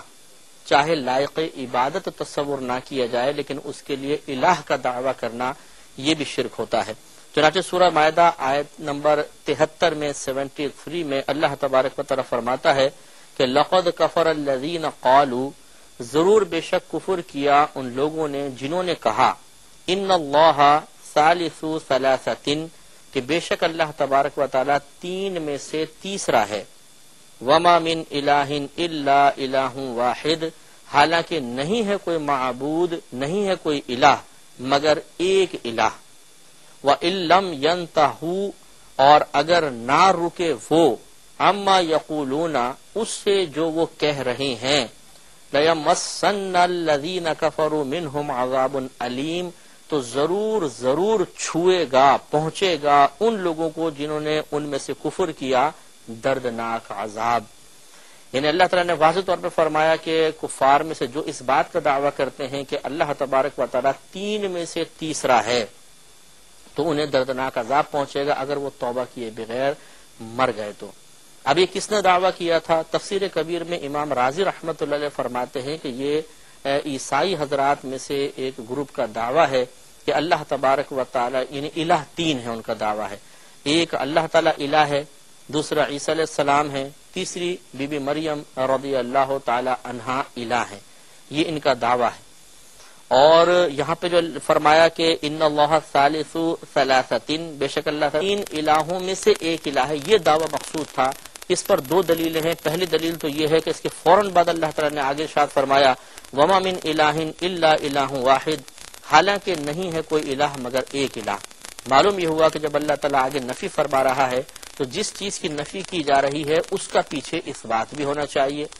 یعنی جس چیز کی نفی ہے اس کا دعویٰ پیچھے ہوگا تبھی تو نفی ہوگی نا۔ جیسے مثلا ہم بولے نہیں وہ سفید ہے، تو اس کا مطلب ہے کہ کسی چیز کے کالے ہونے کا دعویٰ کیا گیا ہے۔ اسی طرح یہاں پر اللہ تعالیٰ فرما رہا ہے کہ حالانکہ اور کوئی الہ نہیں، صرف ایک الہ ہے، تو اس کا مطلب ہے پیچھے بھی الہ ہونے کا دعویٰ کیا گیا ہے۔ اور یہاں پر ان تینوں کو الہ تصور کیا گیا، باقاعدہ الہ قرار دیا گیا۔ اس پر ایک مزید دلیل سورہ مائدہ آیت نمبر 116 117 کے اندر موجود ہے کہ اللہ تبارک و تعالی میدان محشر میں حضرت عیسیٰ علیہ السلام کو اپنے سامنے کھڑا کرے گا، اور مطلب ان کو وہاں بلائے گا اور ان سے ایک کویسچن کیا جائے گا، اور یہ اتمام حجت کے لیے ہوگا۔ اللہ تعالیٰ جانتا ہے کہ عیسیٰ علیہ السلام نے لوگوں کو ترغیب نہیں دی، اللہ تعالیٰ جانتا ہے کہ لوگوں نے عیسیٰ علیہ السلام پر بہتان رکھا، اللہ تعالیٰ جانتا ہے کہ عیسیٰ علیہ السلام کیا جواب دیں گے، لیکن یہ ان تمام لوگوں کے لیے باقاعدہ اہتمام کیا جائے گا جو دنیا میں اس قول تاکہ ان پر ظاہر ہو جائے اور دیگر مخلوق پر ظاہر ہو جائے کہ وہ بالکل حق پر نہیں تھے اور انہوں نے غلط دعویٰ کیا۔ لہذا اللہ تعالیٰ ارشاد فرمائے گا جب ان کو سامنے کھڑا کرے گا انت قلت للناس، اے آپ نے کہا تھا لوگوں کے لیے اتخذونی و امی الہین من دون اللہ، کہ تم مجھے اور میری والدہ کو الہ بنا لو اللہ تعالیٰ کے علاوہ۔ اب ان کا جواب دیکھو کیا کہیں گے، قالا وہ کہیں گے سبحانک ما یقون لی، اے اللہ پاکی ہے تجھے اس سے کہ ہو میرے لیے ان اقولا وہ بات کہ میں اسے یہ کہوں کہ ما لیسا لی بحق، کہ یعنی پاکی ہے تجھے کہ ما یکون لی نہیں ہے میرے لیے ان اقولا، نہیں جائز ہے میرے لیے کہ میں یہ کہوں ما لیسا لی حقی وہ چیز کہ نہیں ہے میرے لیے حق، یعنی جو چیز میرے لیے حق نہیں بنتی میں کیسے اس کا دعویٰ کر سکتا ہوں۔ ان کنت قلتہ اگر میں نے اسے کہا ہو تو، یعنی اگر میں نے اسے کہا ہو تو یہ تو بالکل غلط بات ہو جائے گی، گویا کہ کہنے کا مقصد یہ ہے کہ میں نے ایسی کوئی بات نہیں کہی۔ فقد علمتہ تعلم ما فی نفسی، اے اللہ تعالیٰ بے شک تو جانتا ہے اسے کہ جو میرے قلب میں ہے میرے دل میں ہے، تو اس ان تمام باتوں کو جانتا ہے۔ ولا اعلم ما فی نفسک، اور اے اللہ میں نہیں جانتا جو تیرے ارادے میں ہے۔ انک انت علام الغیوب، بے شک تو تمام غیوبوں کا بہت جاننے والا ہے۔ ما قلت لہم، نہیں کہا تھا میں نے ان کے لیے الا مگر، صرف یہ کہا تھا کہ ما امرتنی بہی، نہیں حکم دیا تھا تو نہیں حکم دیا ہے تو نے مجھے اس چیز کا، ان اعبد اللہ، یعنی تو نے مجھے حکم، مگر جو تو نے حکم دیا مجھے اس چیز کا میں نے اتنی بات ان کو کہی تھی، اس کے علاوہ نہیں کہی تھی۔ اور وہ حکم کیا تھا کہ ان اعبد اللہ، کہ تم عبادت کرو اللہ تعالیٰ کی، ربی و ربکم جو میرا رب ہے اور تمہارا رب ہے، وکنت علیہم شہیدا، اور اے اللہ تو اس پر ان لوگوں پر گواہ بھی تھا، ما دمت فیہم جب تک میں ان کے درمیان رہا، فلما توفیتنی پھر جب تو نے وفات دی مجھے، کنت انت رقیب علیہم تو تو اس وقت بھی ان پر نگہبان تھا، وانت علی کل شیء شہید اور بے شک تو ہر شے پر گواہ ہے۔ کہ عیسیٰ علیہ السلام وہاں پر براءت کا اظہار فرمائیں گے اور عرض کریں گے یا رب کریم میں نے ایسا کوئی دعویٰ نہیں کیا، میں کیسے اس چیز کا دعویٰ کر سکتا ہوں جو میرا حق نہیں ہے، اور تو اس پر گواہ ہے کہ میں نے تو ان کو یہی بتایا تھا کہ میرے رب نے مجھے حکم دیا ہے کہ اللہ کی عبادت کرو جو میرا بھی رب ہے اور تمہارا بھی رب ہے، اور اللہ تعالیٰ جب تک میں ان کے درمیان رہا تو مجھ پر گواہ رہا، پھر جب تو نے مجھے وفات دے دی پھر بھی تو ان پر نگہبان تھا، تو گویا کہ اللہ تعالیٰ تیری نگاہوں سے تیرے علم سے تو کوئی چیز پوشیدہ نہیں ہے، لہٰذا میں نے ان کو کبھی بھی شرک کی دعوت نہیں دی۔ خلاصہ کلام یہی نکلا کہ وہ لوگ باقاعدہ اس بات کا دعویٰ کرتے تھے اور اب بھی بہت سے لوگ کرتے ہیں کہ عیسیٰ علیہ السلام بھی خدا الہ تھے، اللہ تعالیٰ نے اس کا رد فرمایا۔ تو معلوم یہ ہوا کہ اگر یہ دعویٰ کیا جائے، کوئی یہ دعویٰ کرتا ہے کہ اللہ کے علاوہ بھی کوئی الہ ہے، چاہے اس کو عبادت کے لائق نہ سمجھے وہ بھی مشرکین میں داخل ہو جائے گا۔ ایک تو یہ معاملہ ہوا۔ دوسرا یہ متکلم نے بیان فرمایا کہ بعض لوگ یہ کہا کرتے تھے، جن کا دعویٰ یہ نہیں تھا کہ اس کا مطلب ہے ثالث و ثلاثتین کا کہ تین الہ ہیں، بلکہ ان کا کہنا یہ تھا، بعض لوگوں نے یوں دعویٰ کیا کہ جوہر تو ایک ہے، ذات ایک ہے، لیکن اس کی اصل تین ہے۔ جو اصل ہے اس کو اقنوم سے بھی تعبیر کرتے ہیں، اس کی جمع اقانیم ہوتی ہے کہ تین چیزیں ہیں لیکن جوہر واحد ہے، ایک ابن، ایک ابن، ایک روح القدس، اور یہ تینوں مل کر ایک الہ بنتے ہیں۔ ایک ابن یعنی باپ، ابن بیٹا، روح القدس تیسری پاکیزہ روح، یہ تینوں مل کر ایک الہ بنتے ہیں۔ جیسے کہ کہا جاتا ہے کہ سورج، یہ جو ٹکیا ہے سورج کی، یہ مل کر یہ اس کی شعاع روشنی اور اس روشنی میں موجود حرارت، یہ تین کو الگ الگ چیزیں تو نہیں قرار دی جاتی کہ یہ ایک ہے، یہ دو ہیں، یہ تین ہے، بلکہ وہ ان تینوں سے مل کر ایک سورج بنتا ہے۔ اسی طرح وہ کہتے ہیں کہ الہ صرف ایک ہے، وہ اللہ تعالی ہے، لیکن اس کی اصل تین ہے، ایک ابن، ایک ابن، ایک روح القدس، باپ، بیٹا اور روح القدس۔ اب باپ سے مراد کیا ہے؟ کہتے ہیں باپ سے مراد ہے اللہ تعالیٰ کی ذات، ابن سے مراد ہے وہ کلمہ جو اللہ تبارک و تعالیٰ نے عیسیٰ علیہ السلام کی پیدائش کے لیے یعنی جو پھونکا گیا وہ، اور روح سے مراد حیات ہے۔ تو گویا کہ وہ کہتے ہیں کہ اللہ کی ذات اور وہ کلمہ جس سے عیسیٰ علیہ السلام پیدا ہوئے اور حیات زندگی، یہ تینوں چیزیں ملتی ہیں تو ایک الہ بن جاتا ہے۔ تو گویا کہ یہاں پر جو ابن اور ابن کا تصور ہے وہ اللہ تعالیٰ کے باپ ہونے اور عیسیٰ علیہ السلام کے بیٹے ہونے کا نہیں ہوگا، بلکہ یہ دوسرا تصور ہوگا جو آپ کی خدمت میں عرض کیا ہے۔ لہذا انہوں نے کہا کہ وہ کلمے سے مراد وہی اللہ کا کلام ہے کہ جو عیسیٰ علیہ السلام کے جسد اقدس کے ساتھ ملا تھا اور پھر وہ زندہ ہوئے تھے۔ تو باپ جو ہے ابن، وہ بھی الہ ہے، ابن بھی الہ ہے اور روح بھی الہ ہے، اور یہ تینوں مل کر اللہ تعالیٰ بنتا ہے۔ تو یہاں ابن اور ابن کا جو تصور قائم کیا گیا وہ مشہور تصور نہیں ہے کہ اللہ تعالیٰ کو والد مانا جائے اور عیسیٰ علیہ السلام کو اس کا بیٹا مانا جائے۔ تو بعض لوگ اس دلیل کو پیش کر کے اس پہلے والی چیز کو رد کرنے کی کوشش کرتے ہیں اور اپنی جان بچانے کی کوشش کرتے ہیں کہ ہم تو عیسیٰ علیہ السلام کو اللہ کا بیٹا نہیں مانتے، بلکہ ہمارے نزدیک باپ کا مطلب اللہ کی ذات، ابن کا مطلب جو جس کا لفظی معنی بیٹا ہے، اس سے مراد وہ کلمہ جو عیسیٰ علیہ السلام کے جسد اقدس سے متصل ہوا تھا، اور تیسرا کہ روح القدس، اس سے مراد حیات مراد لے لیتے ہیں۔ لیکن یہ بعض لوگوں کا یقین نظریہ تھا، بعض کا یہ بھی نظریہ تھا کہ وہ اللہ تعالیٰ کو بھی الہ مانتے تھے، عیسیٰ علیہ السلام کو اللہ الہ مانتے تھے، اور بی بی مریم رضی اللہ تعالی عنہا کو بھی الہ تصور کیا کرتے تھے۔ و تعالی کے ما سوا کو معبود سمجھ کر پکارنا، یہ بھی شرک فی الذات میں آتا ہے کہ جیسے ذات باری تعالیٰ کو پکارا جاتا ہے، اللہ تعالیٰ کو پکارا جاتا ہے، اسی طریقے سے یعنی معبود سمجھ کر، اسی طرح کسی اور کو اپنا معبود سمجھ کر اسے ندا کرنا، یہ بھی شرک میں شامل ہے۔ سورہ قصص آیت نمبر 88 میں اور قرآن پاک میں بہت سے مقامات موجود ہے۔ تو ویسے یہ آیت نمبر 88 میں مضمون موجود ہے کہ وَلَا تَدْعُوا مَعَ اللَّهِ إِلَٰهًا آخَرَ لَا إِلَٰهَ إِلَّا هُوَ، کہ نہ پکارو تم اللہ تبارک و تعالیٰ کے ساتھ کسی دوسرے خدا کو، نہیں ہے کوئی معبود مگر وہی یعنی اللہ تبارک و تعالیٰ۔ اس کا مطلب یہ ہوا کہ ندا کرنے میں، پکار کے ذریعے، بلانے اس کے ذریعے بھی شرک کا تحقق ہو سکتا ہے، لیکن اس کے لیے اللہ تبارک و تعالیٰ نے اس آیت خود وضاحت فرما دی کہ وَلَا تَدْعُوا مَعَ اللَّهِ إِلَٰهًا آخَرَ، کہ اللہ تبارک و تعالیٰ کے ساتھ کسی دوسرے خدا کو نہ پکارو۔ ویسے دعا یدعو عبادت کے معنی میں بھی استعمال ہوا ہے، اگر یوں بھی ترجمہ کیا جا سکتا ہے کہ اللہ تعالیٰ کے ساتھ کسی دوسرے الہ کی عبادت نہ کرو، تب بھی ٹھیک ہے۔ اور اگر دعا یدعو دعوتاً، یہ جو مصدر استعمال ہوتا ہے اس کا معنی پکارنا بھی ہوتا ہے، اس معنی پر بھی مفہوم یہی ہوگا کہ اللہ تعالیٰ کو جس طرح معبود سمجھ کر ندا کی جاتی ہے، اس کی بارگاہ میں فریاد کی جاتی ہے، استغاثہ کیا جاتا ہے، اپنی حاجت کو پیش کیا جاتا ہے، اسی طرح غیر اللہ کو معبود سمجھتے ہوئے اگر کوئی اس طرح ندا کرے گا تو وہ بھی شرک فی الذات میں مبتلا کہلائے گا۔ تو اس سے یہ معلوم ہوا کہ یہ جو قید لگائی گئی، یہ کنڈیشن لگا دی گئی کہ اللہ تعالیٰ کے علاوہ کو معبود سمجھ کر پکارنا یہ شرک ہے، تو اس سے واضح ہو گیا کہ اگر کسی کو معبود سمجھ کر نہ پکارا جائے، اپنی کسی اور حاجت کے تحت پکارا جائے، تو پھر یہ شرک کا اس پر اطلاق نہیں ہوگا۔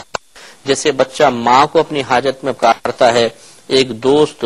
کو اپنی حاجت میں پکارتا ہے، ایک ڈوبنے والا کنارے پہ کھڑے ہوئے شخص کو اپنی مدد کے لیے پکارتا ہے، تو اگر صرف مدد اور حاجت کے لیے پکارنا ہی شرک ہو جاتا تو اس قسم کے تمام لوگ مشرک ہو جاتے، لیکن ایسا نہیں ہے، بلکہ کسی کو معبود سمجھ کر پھر اس کو پکارا جائے تو اس طرح ایسا معاملہ ہو سکتا ہے۔ یا پھر اس میں اور بھی ایک کنڈیشن بن سکتی ہے کہ کسی کو اپنا اس طرح حاجت روا تصور کرنا کہ اللہ تعالیٰ کی مدد کے بغیر بھی یہ میری حاجت روائی کر لے گا، میری پریشانی مصیبت کو دور کر دے گا، اسے مستقل بذات سمجھنا، اسے مؤثر حقیقی فاعل حقیقی تصور کر کے اس کو پکارنا، تو یہ بھی پھر شرک کے زمرے میں آ سکتا ہے۔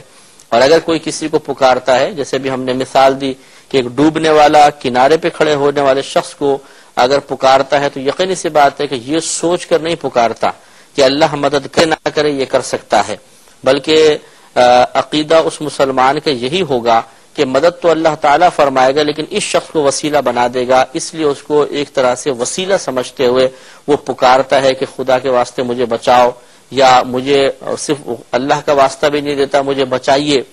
میری مدد کیجئے۔ تو یہ حاجت کے لیے بلانا یقیناً صرف اس وجہ سے ہے کہ وہ ایک آسرا نظر آ رہا ہے، ایک وسیلہ ہے، ایک سبب، اور ظاہری سبب ظاہری ذریعہ ہے، اس میں کوئی حرج نہیں ہے۔ حالانکہ ذات کے ساتھ جو شرک کیا جاتا ہے، یہ شریک ٹھہرایا جاتا ہے، اس کا بیان تھا، اور آج انشاءاللہ شرک فی الصفات کے بارے میں ہم تھوڑا سا کلام کریں گے۔ شرک فی الصفات کی وضاحت پہلے ہو چکی کہ اللہ تبارک و تعالی کی صفات میں کسی غیر کو شریک کر دینا۔ تو پہلے یہ سوچنا ہوگا کہ اللہ تعالیٰ کی صفات میں کسی غیر کی شرکت ہوگی کیسے۔ تو اس کے لیے یوں سمجھ لیجئے کہ اللہ تبارک و تعالی کی ہر صفت 4 خوبیوں سے ضرور متصف ہوتی ہے، یعنی اللہ تعالیٰ کی کوئی بھی صفت لے لیں اس میں آپ کو 4 خوبیاں ضرور نظر آئیں گی۔ نمبر 1، وہ تمام کی تمام اللہ کی صفات ذاتی ہوں گی، یعنی ذاتی کا مطلب ہوتا ہے کسی کی عطا کردہ نہ ہوں، اسے ذاتی کہتے ہیں۔ اس کے مقابل میں عطائی آتا ہے، کسی نے عطا کی ہے تو عطائی، تو اللہ تبارک و تعالیٰ کو اس کی صفات کسی نے نہیں دیں، اس کی خود بخود اس کی صفات ہیں، لہٰذا وہ ذاتی کہلائیں گی۔ اور اللہ تعالیٰ کے ماں سوا جتنی بھی مخلوق کے پاس صفات ہیں، وہ انبیاء علیہ السلام ہوں، صحابہ کرام ہوں، اولیاء عظام ہوں یا عام لوگ ہوں، یہ تمام ان کی صفات ہوتی ہیں کہ اللہ تبارک و تعالیٰ نے انہیں عطا فرمائی۔ تو اللہ تعالیٰ کی صفت کی یا تمام صفات کی ایک خوبی یہ ہوگی وہ تمام کے تمام ذاتی ہوں گی، جبکہ مخلوق کی صفت کی خوبی ہے کہ وہ عطائی ہوں گی۔ دوسرا، جس طرح اللہ تعالیٰ کی ذات پاک قدیم ہے، ایسی ہی اس کی صفات بھی قدیم ہیں، یعنی ہمیشہ سے ہیں۔ جب سے ذات باری تعالیٰ ہے اسی وقت سے صفات باری تعالیٰ بھی ہیں، اور لیکن مخلوق کی صفات اس کے مقابلے میں دیکھا جائے تو وہ حادث ہیں، جیسے کہ ہم بار بار آپ کو وضاحت کر ہی رہے ہیں تاکہ الفاظ آپ کے ذہن میں اچھی طرح بیٹھ جائیں، اور یہ شرعی اصطلاحات جو کتب میں استعمال ہوئی ہیں انہیں آپ آسانی سے پڑھتے ہوئے سمجھ کر درست مفہوم نکال سکیں کہ قدیم وہ چیز ہوتی ہے جو ہمیشہ سے ہو، ایسا نہ ہو کہ پہلے نہیں تھی بعد میں معرض وجود میں آئی، بلکہ ہمیشہ سے ہے، کبھی نہ ہونا اس پر طاری ہی نہیں ہوا، اسے قدیم کہتے ہیں۔ جیسے اللہ تعالیٰ کی ذات، آپ یہ نہیں کہہ سکتے کہ پہلے اللہ تعالیٰ نہیں تھا پھر ہوا، یا اس کی صفات پہلے نہیں تھیں پھر ہوئیں، تو اگر ایسا ہوتا معاذ اللہ ثم معاذ اللہ تو پھر یہ قدیم نہ کہلاتے۔ قدیم وہ ہے کہ جو ہمیشہ سے ہے۔ تو ہمارا دعویٰ یہ ہے کہ اللہ کی ذات بھی قدیم، اس کی صفات بھی قدیم، اور اس کے مقابلے میں جو لفظ بولا جاتا ہے وہ حادث کا بولا جاتا ہے۔ ہے حلوے والی ہے الف دال اور ثا، جس کو اردو میں سے کہتے ہیں حادث۔ حادث کا مطلب ہوتا ہے ایسی چیز جو پہلے نہیں تھی بعد میں معرض وجود میں آئی، اسے حادث کہتے ہیں۔ تو اللہ تبارک و تعالیٰ کی تمام صفات قدیم ہیں، اس کے مقابلے میں مخلوق کی صفات حادث ہیں۔ تیسرا، اللہ تبارک و تعالیٰ کی تمام صفات لامحدود ہیں۔ مثال کے طور پہ جیسے صفات ذاتیہ ہیں، کلام لامحدود، اس کا دیکھنا لامحدود، سننا لامحدود، اس کا ارادہ فرمانا لامحدود، اس کی قدرت، اس کی کوئی حد نہیں آپ قائم کر سکتے، جبکہ اس کے مقابلے میں مخلوق کی تمام صفات محدود ہوتی ہیں۔ ہم ایک خاص حد تک، خاص لمٹ تک دیکھ سکتے ہیں، خاص ایک حد تک ہمارے کلمات ہو سکتے ہیں، ہمارے علم کی کوئی نہ کوئی حد ضرور ہوگی، لیکن اللہ تبارک و تعالیٰ کی تمام صفات لامحدود ہوتی ہیں، ان کی کوئی حد لمیٹیشن آپ قائم نہیں کر سکتے ہیں۔ اور چوتھا، اللہ تعالیٰ کی تمام صفات غیر فانی ہیں، ان پر فنا کبھی طاری نہیں ہوگا، یعنی وہ ہمیشہ سے ہیں اور ہمیشہ رہیں گی، جبکہ مخلوق کی صفات پر فنا ممکن ہے کہ ان کی ہماری جو صفات ہیں وہ پہلے نہیں تھی، بعد میں ہوئی، اس لیے ہم حادث بھی کہتے ہیں، اور پھر یہ صفات ہماری فنا بھی ہو سکتی ہیں، لہذا ہماری صفات فانی اور اللہ تبارک و تعالی کی صفات غیر فانی ہوتی ہیں۔ تو یہ چار اللہ تعالیٰ کی تمام صفات چار خوبیوں سے متصف ہیں، ذاتی ہیں، قدیم ہیں، لامحدود ہیں اور غیر فانی ہیں۔ ان کے اوپر تھوڑی سی دلیل سماعت فرمائیں کہ اللہ تعالیٰ کی تمام صفات ذاتی ہیں، عطائی نہیں۔ دیکھیے، جو عطائی صفات کا حامل ہوگا وہ یقینی سی بات ہے کہ ایک وقت ایسا ضرور ہوگا کہ ان صفات کو حاصل کرنے میں ان کا محتاج ہوگا۔ جیسے ہم لوگ ہیں کہ ہماری اگر ذات بھی تھی تو بہت سارے ہماری صفات ایسی ہوتی ہیں جو پہلے ہمارے ساتھ نہیں ہوتی، جیسے ماں کے پیٹ میں ایک بچہ ہے، سننے کی، بولنے کی، علم، ارادہ، یہ بعد میں اس کو آہستہ آہستہ صفات، جیسے جیسے وہ شعور پکڑتا جاتا ہے، بڑا ہوتا جاتا ہے، اس کی یہ صفات ظاہر ہونا شروع ہو جاتی ہیں۔ تو وہ پہلے محتاج ہوتا ہے، پھر آہستہ آہستہ اس کی صفات، اسے مزید صفات حاصل ہوتی ہے اور ان کا ظہور بھی ہونا شروع ہو جاتا ہے۔ جب اللہ تبارک و تعالی یقیناً کسی کا محتاج نہیں، جب وہ غیر محتاج ہے تو اس کا مطلب یہ ہوا صفات کے سلسلے میں وہ کسی کا محتاج نہیں تھا۔ جب کسی کا محتاج نہیں تھا تو اس کا مطلب ہے کہ صفات اس کی ہمیشہ ہیں، کبھی بھی یعنی وہ ذاتی صفات ہیں، کسی نے اس کو دی نہیں ہے، کیونکہ پہلے اللہ کا محتاج ہونا کوئی ثابت کرے، پھر یہ کہ یقینی سی بات ہے کہ وہ صفات کے حصول میں کسی کا محتاج ثابت ہوگا نا، تو اللہ تعالیٰ محتاج ہی نہیں ہے۔ سورہ محمد آیت نمبر 38 میں اللہ تبارک و تعالیٰ نے ارشاد فرمایا کہ واللہ الغنی وانتم الفقراء، اللہ تبارک و تعالیٰ غیر محتاج ہے، بے نیاز ہے، غنی ہے، اور تم فقیر ہو، محتاج ہو۔ اور سورہ فاطر آیت نمبر 15 میں اللہ تبارک و تعالیٰ نے واضح فرمایا کہ یا ایھا الناس، اے لوگو، انتم الفقراء الی اللہ، کہ تم اللہ تبارک و تعالیٰ کی طرف سب کے سب محتاج ہو۔ تو باری تعالیٰ کسی کی محتاج غنی ہے، تو غنا ہر طرح کا ہوتا ہے، علم کے اعتبار سے غنی، قدرت کے اعتبار سے غنی، صفات کے اعتبار سے غنی، طاقت کے اعتبار سے غنی، یعنی کسی چیز میں کسی کا محتاج نہیں۔ تو اللہ تبارک و تعالی صفات ذاتی ہیں، کسی کا نہیں ہے۔ یقینی سی بات ہے کہ اگر ہم یہ مانیں، جیسے پہلے صفت کلام کر لیتے ہیں، یعنی خوب قدیم ہیں، اس میں پہلے بھی ذات باری تعالیٰ کے تحت کلام ہو چکا کہ اللہ کی تمام صفات قدیم ہیں، جیسے سورہ بقرہ آیت نمبر 255 میں اللہ نے فرمایا کہ الحی القیوم، اللہ تعالیٰ حی بھی ہے اور قیوم بھی ہے، ہمیشہ سے قائم ہو اور اس کے وجود کی وجہ سے دوسروں کا قیام بھی ہو، اسے قیوم کہا جاتا ہے۔ تو اللہ تعالیٰ کی تمام صفات قدیم، تو اگر ہم اللہ تعالیٰ کی صفات کو قدیم نہ مانیں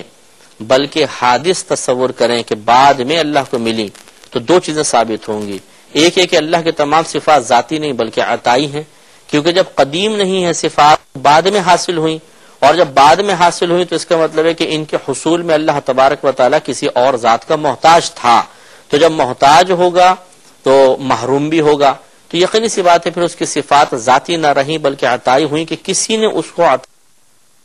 تو دو چیزیں اس میں خرابیاں لازم آئیں گی، ایک اللہ تعالیٰ کی تمام صفات کا غیر قدیم ہونا اور دوسرا ان کا عطائی ہونا۔ اور جب غیر قدیم اور عطائی مان لیں گے تو پھر یہ بھی ماننا پڑے گا کہ اللہ تبارک و تعالیٰ سے پہلے کوئی اور ذات اتنی طاقتور موجود ہے جس نے اللہ کو صفات عطا فرمائی. کیونکہ یقینی سی بات ہے کہ اگر ہم یہ صفات کا وجود ہمیشہ کے لیے اللہ تعالیٰ کے لیے تسلیم نہ کریں تو یہ ماننا پڑے گا کہ ایک وقت تھا وہ نہ دیکھ سکتا تھا، نہ بول سکتا تھا، نہ وہ سن سکتا تھا، نہ ارادہ کر سکتا تھا، نہ اس کے پاس کوئی علم تھا. اسی طرح جو صفات فعلیہ کہلاتی ہیں، یعنی تخلیق ہے، ترزیق ہے، پیدا کرنا، رزق عطا فرمانا، اس کا مطلب یہ بھی اس کے پاس صفات نہیں ہوں گی.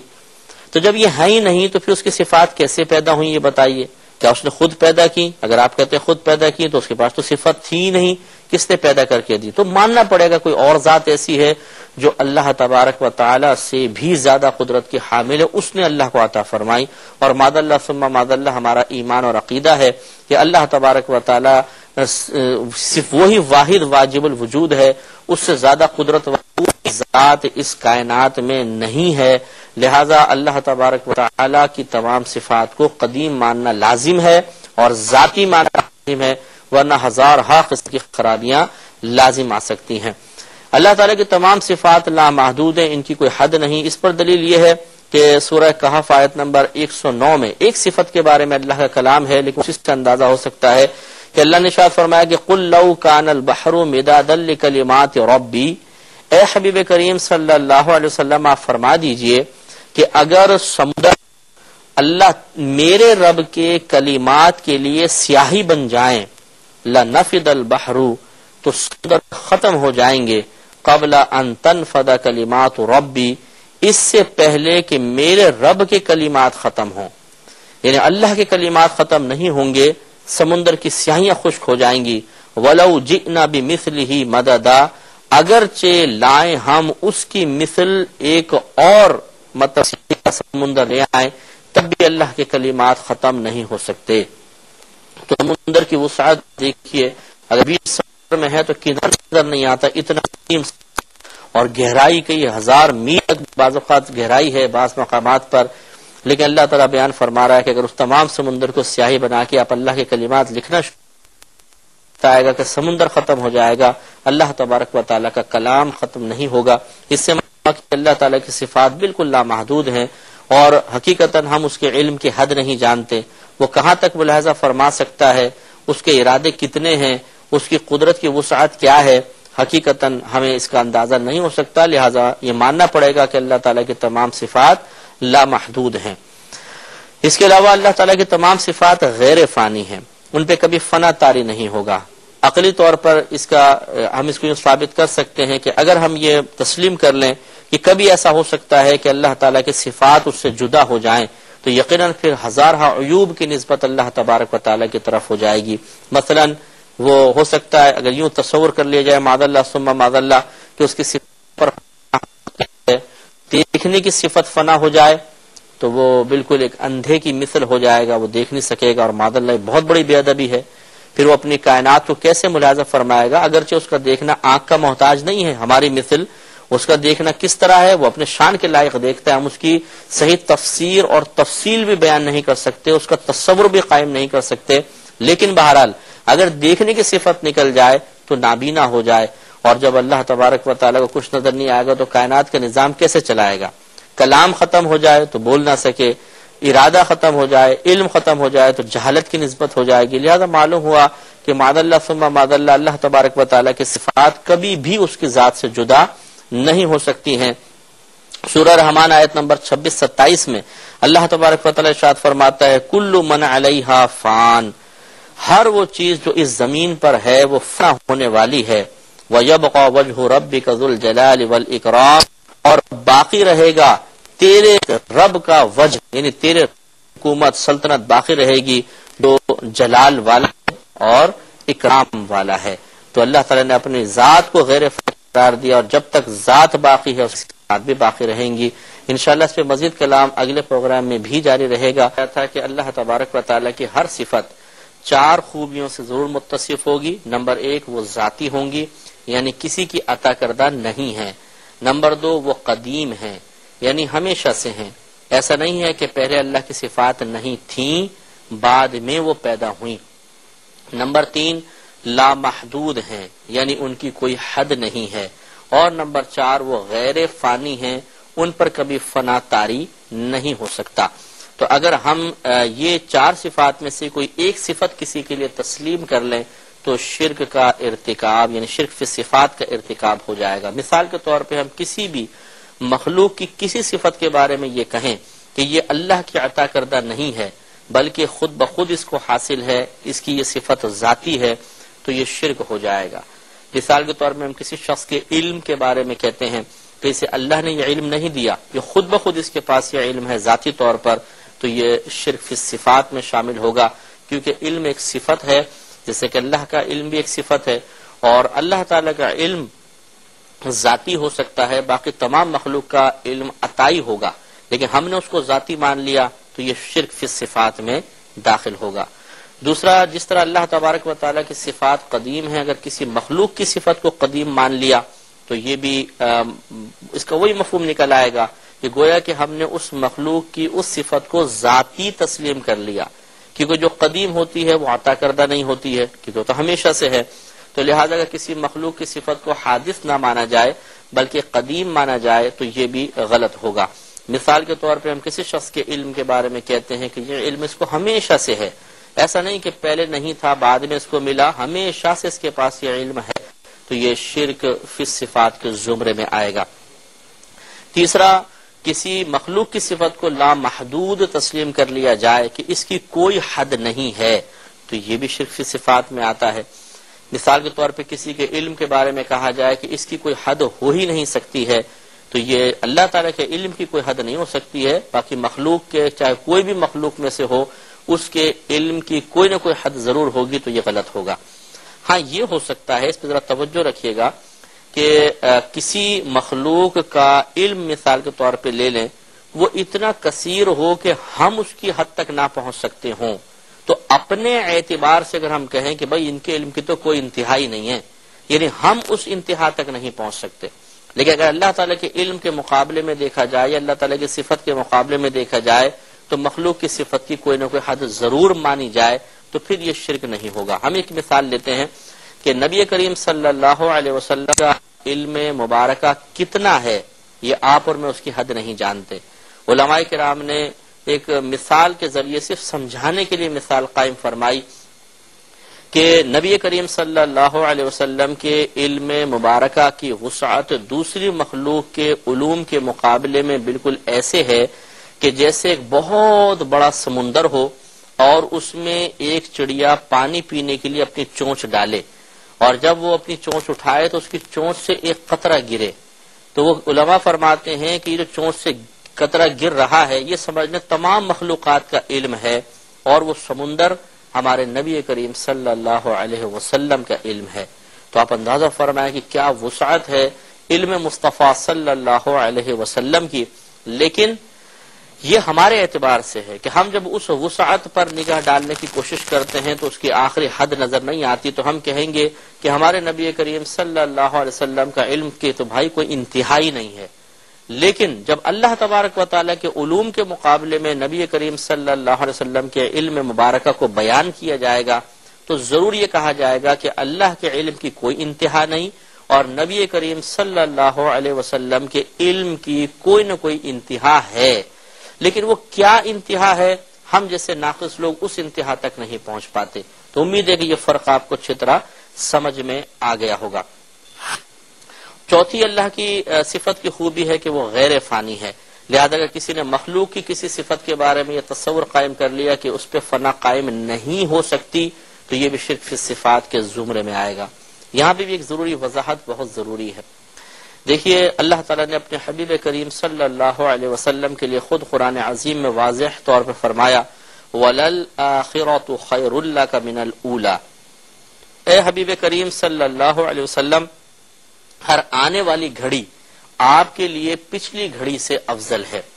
اس کی کئی تفسیریں بیان کی گئی ہیں، بعضوں نے کہا کہ مراد یہ ہے کہ آخرت آپ کے لیے دنیا سے بھی بہتر ہے، اور بعض نے یہ تفسیر کی ہے کہ ہر آنے والا وقت فضائل و کمالات میں ترقی کے اعتبار سے نبی کریم صلی اللہ علیہ وسلم کے لیے پہلے وقت سے بہتر ہے، یعنی نبی کریم کے ہر لمحے فضائل اور درجات اور کمالات میں اضافہ ہی ہوتا چلا جاتا ہے۔ تو معلوم یہ ہوا کہ جو صفات اللہ تعالیٰ نے اپنے حبیب کریم صلی اللہ علیہ وسلم کو عطا فرمائیں ان پہ فنا طاری کوئی ہو رہی ہے، ان میں تو ترقی ہوتی چلی جا رہی ہے. تو پھر اس کا مطلب یہ ہوا کہ نبی کریم صلی اللہ علیہ وسلم کی صفات پر فنا تو طاری نہیں ہو رہا. تو پھر یہ کیا شرک فی صفات میں آئے گا یا نہیں آئے گا؟ اور یہ نظریہ رکھنا درست ہے یا نہیں ہے؟ مسئلہ دیکھیں یہ ہے کہ ہم یہ کہتے ہیں مخلوق کی صفات فانی ہیں، یعنی ان پر فنا واقع ہو سکتی ہے، یہ مراد ہے. فانی دو طرح کی چیزیں ہیں. مثال کے طور پر ایک جو فنا ہو گئی، ایک فانی اس چیز کو بھی کہتے ہیں کہ اس پہ فنا واقع ہو سکتی ہے اگرچہ واقع نہیں ہو رہی. جیسے نبی کریم صلی اللہ علیہ وسلم کی صفات کے ان پر فنا واقع نہیں ہوگی لیکن ہو تو سکتی ہے، ممکن ہے، لیکن ضروری نہیں ہے کہ ہر ممکن وقوع پذیر بھی ہو جائے. یہ بحث ہماری پہلے گزر چکی ہے کہ یہ ممکن ہے کہ آپ راستے میں چلتے ہوئے ایک پتھر اٹھا کے کسی شخص کے سر میں مار دیں بغیر کسی وجہ کے. ممکن تو ہے لیکن کیا یہ ممکن واقع بھی ہوگا؟ ایسا نہیں ہوگا. آپ کا دماغ تو نہیں خراب ہے نا کہ آپ کسی شخص سے راہ چلتے ہوئے آدمی کو بغیر کسی وجہ کے پتھر اٹھا کے مار دیں گے. تو بعض ممکنات ایسے ہوتے ہیں کہ جو ممکن الوقوع تو ہوتے ہیں، یعنی ان کا وقوع ہو سکتا ہے لیکن ہوتا نہیں ہے. ہو سکنے میں اور ہو جانے میں فرق ہے. تو نبی کریم صلی اللہ علیہ وسلم کی جتنی صفات ہیں ان پر اگر ہم فنا کو دیکھیں تو طاری ہو تو سکتا ہے لیکن کیا فنا طاری ہوا یا ہوگا؟ ہوگا نہیں، کیونکہ اللہ کا وعدہ ہے کہ نبی کریم صلی اللہ علیہ وسلم کی صفات میں، آپ کے کمالات میں، فضائل میں تو اضافہ ہوتا چلا جائے گا. ہاں بات وہی ہے کہ جب ہم اللہ تعالیٰ کی صفت کے مقابلے میں دیکھ رہے ہیں تو ہم یہ کہیں گے کہ اللہ تعالیٰ کی صفات پر کبھی فنا واقع ہو ہی نہیں سکتا. نہ فنا ہوں گی اللہ کی صفات، نہ ان پہ فنا واقع ہو سکتا ہے. لیکن نبی کریم صلی اللہ علیہ وسلم کی صفات پر فنا واقع ہو سکتا ہے اگرچہ واقع ہوگا نہیں. تو فرق ہو گیا. تو اگر یہ چار فرق ملحوظ رکھے جائیں کہ ہم اللہ کی صفات کو ذاتی مانیں، مخلوق کی صفات کو عطائی، اللہ کی صفات کو قدیم، مخلوق کی صفات کو حادث یا غیر قدیم، اللہ تبارک و تعالیٰ کی صفات کو لامحدود، مخلوق کی صفات کو محدود، اللہ کی صفات کو غیر فانی اور مخلوق کی صفات کو فانی تسلیم کر لیا جائے تو شرک کا ارتکاب نہیں ہو سکتا. اس سے یہ معلوم ہوا، ہم ایک مثال سے آپ کو سمجھا دیتے ہیں کہ اللہ تعالیٰ بھی دیکھتا ہے، آپ بھی دیکھتے ہیں. تو اب یہ تو اگر کوئی آپ پہ اعتراض کرے کہ آپ نے دیکھنے کی صفت میں جو صفت اللہ کے لیے ثابت کی اپنے لیے بھی ثابت کر دی تو آپ مشرک ہو گئے.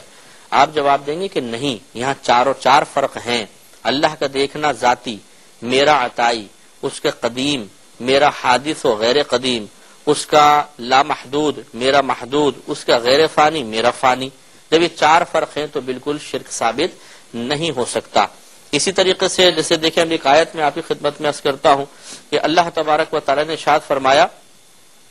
کہ الذی لہ ملک السماوات والارض، اللہ تبارک و تعالی وہ ذات ہے کہ اسی کے لیے ہے آسمانوں اور زمین کی ملکیت یا بادشاہت. ولم یتخذ ولدا،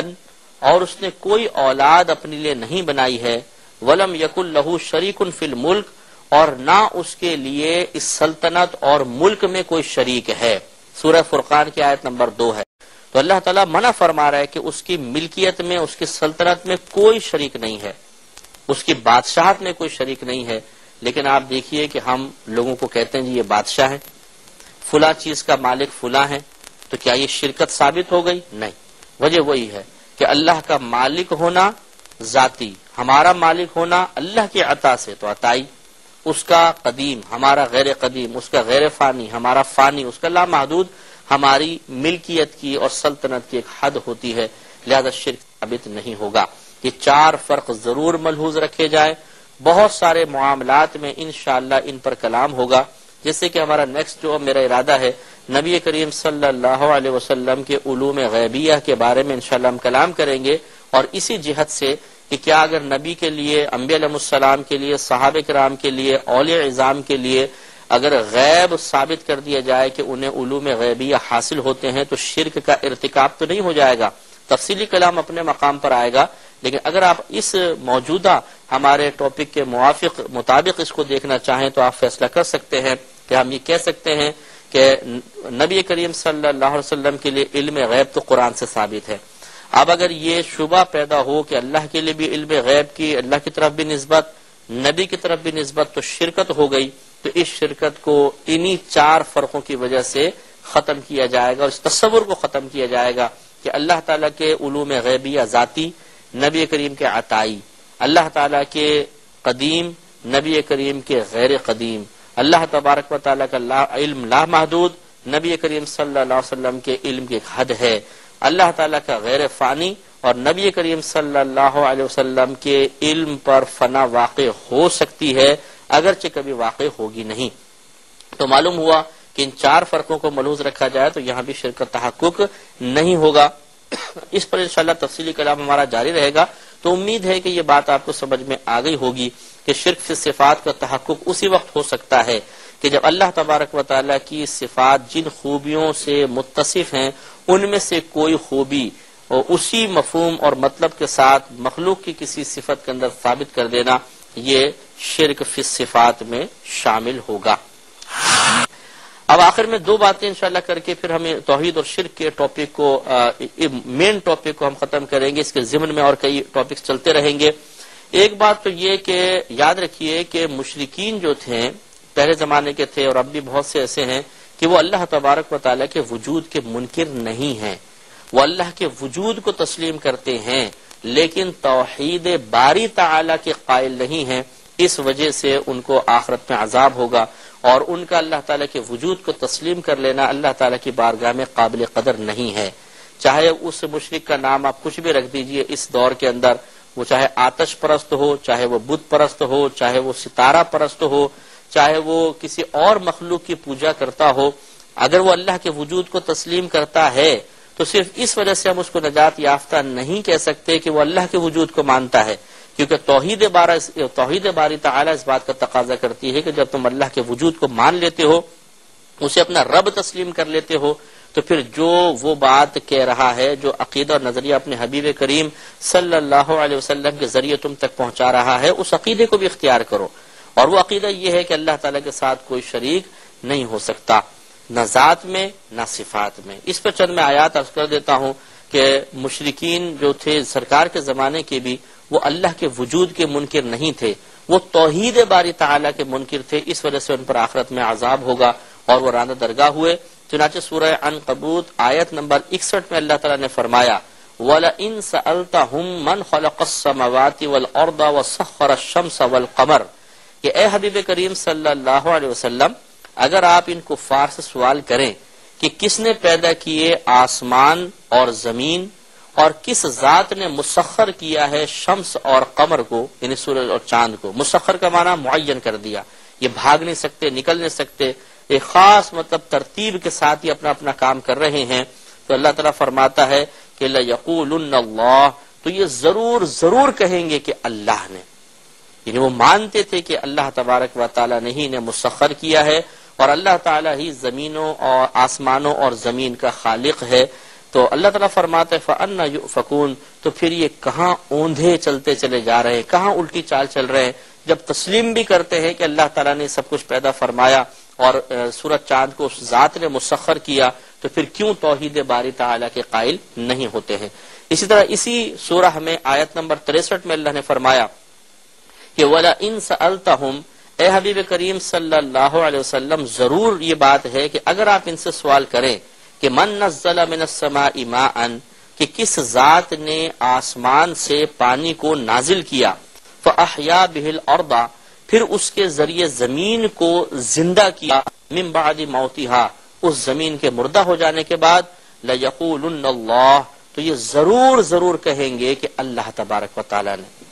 اس طرح سورہ زخرف آیت نمبر 87 میں اللہ تعالیٰ ارشاد فرماتا ہے کہ وَلَئِن سَأَلْتَهُمْ، اے حبیب کریم صلی اللہ علیہ وسلم، اگر آپ ان کفار سے سوال کریں کہ من خلقہم، کہ خود ان کفار کو کس نے پیدا کیا، لَيَقُولُ اللَّهُ، تو یہ ضرور کہیں گے، لَيَقُولُنَّ اللَّهُ، تو یہ ضرور کہیں گے کہ اللہ تبارک و تعالی نے۔ فَأَنَّ يُؤْفَكُونَ، تو پھر یہ کہاں پر اوندھے منہ چلتے چلے جا رہے ہیں۔ تو یہ گویا کہ معلوم ہوا، خود قرآن اس بات کی گواہی دے رہا ہے کہ مشرکین بھی اللہ کے وجود کو تسلیم کرتے ہیں، اگر ان کا قصور ہے تو توحید باری تعالیٰ کو تسلیم نہ کرنے کا ہے، اور اس کو تسلیم نہ کرنے کی بنا پر شرک کا ارتکاب کر بیٹھتے ہیں، اور اس کی وجہ سے ان کی آخرت میں گرفت ہوگی۔ آخری اس پہ ہمارا پوائنٹ یہ ہے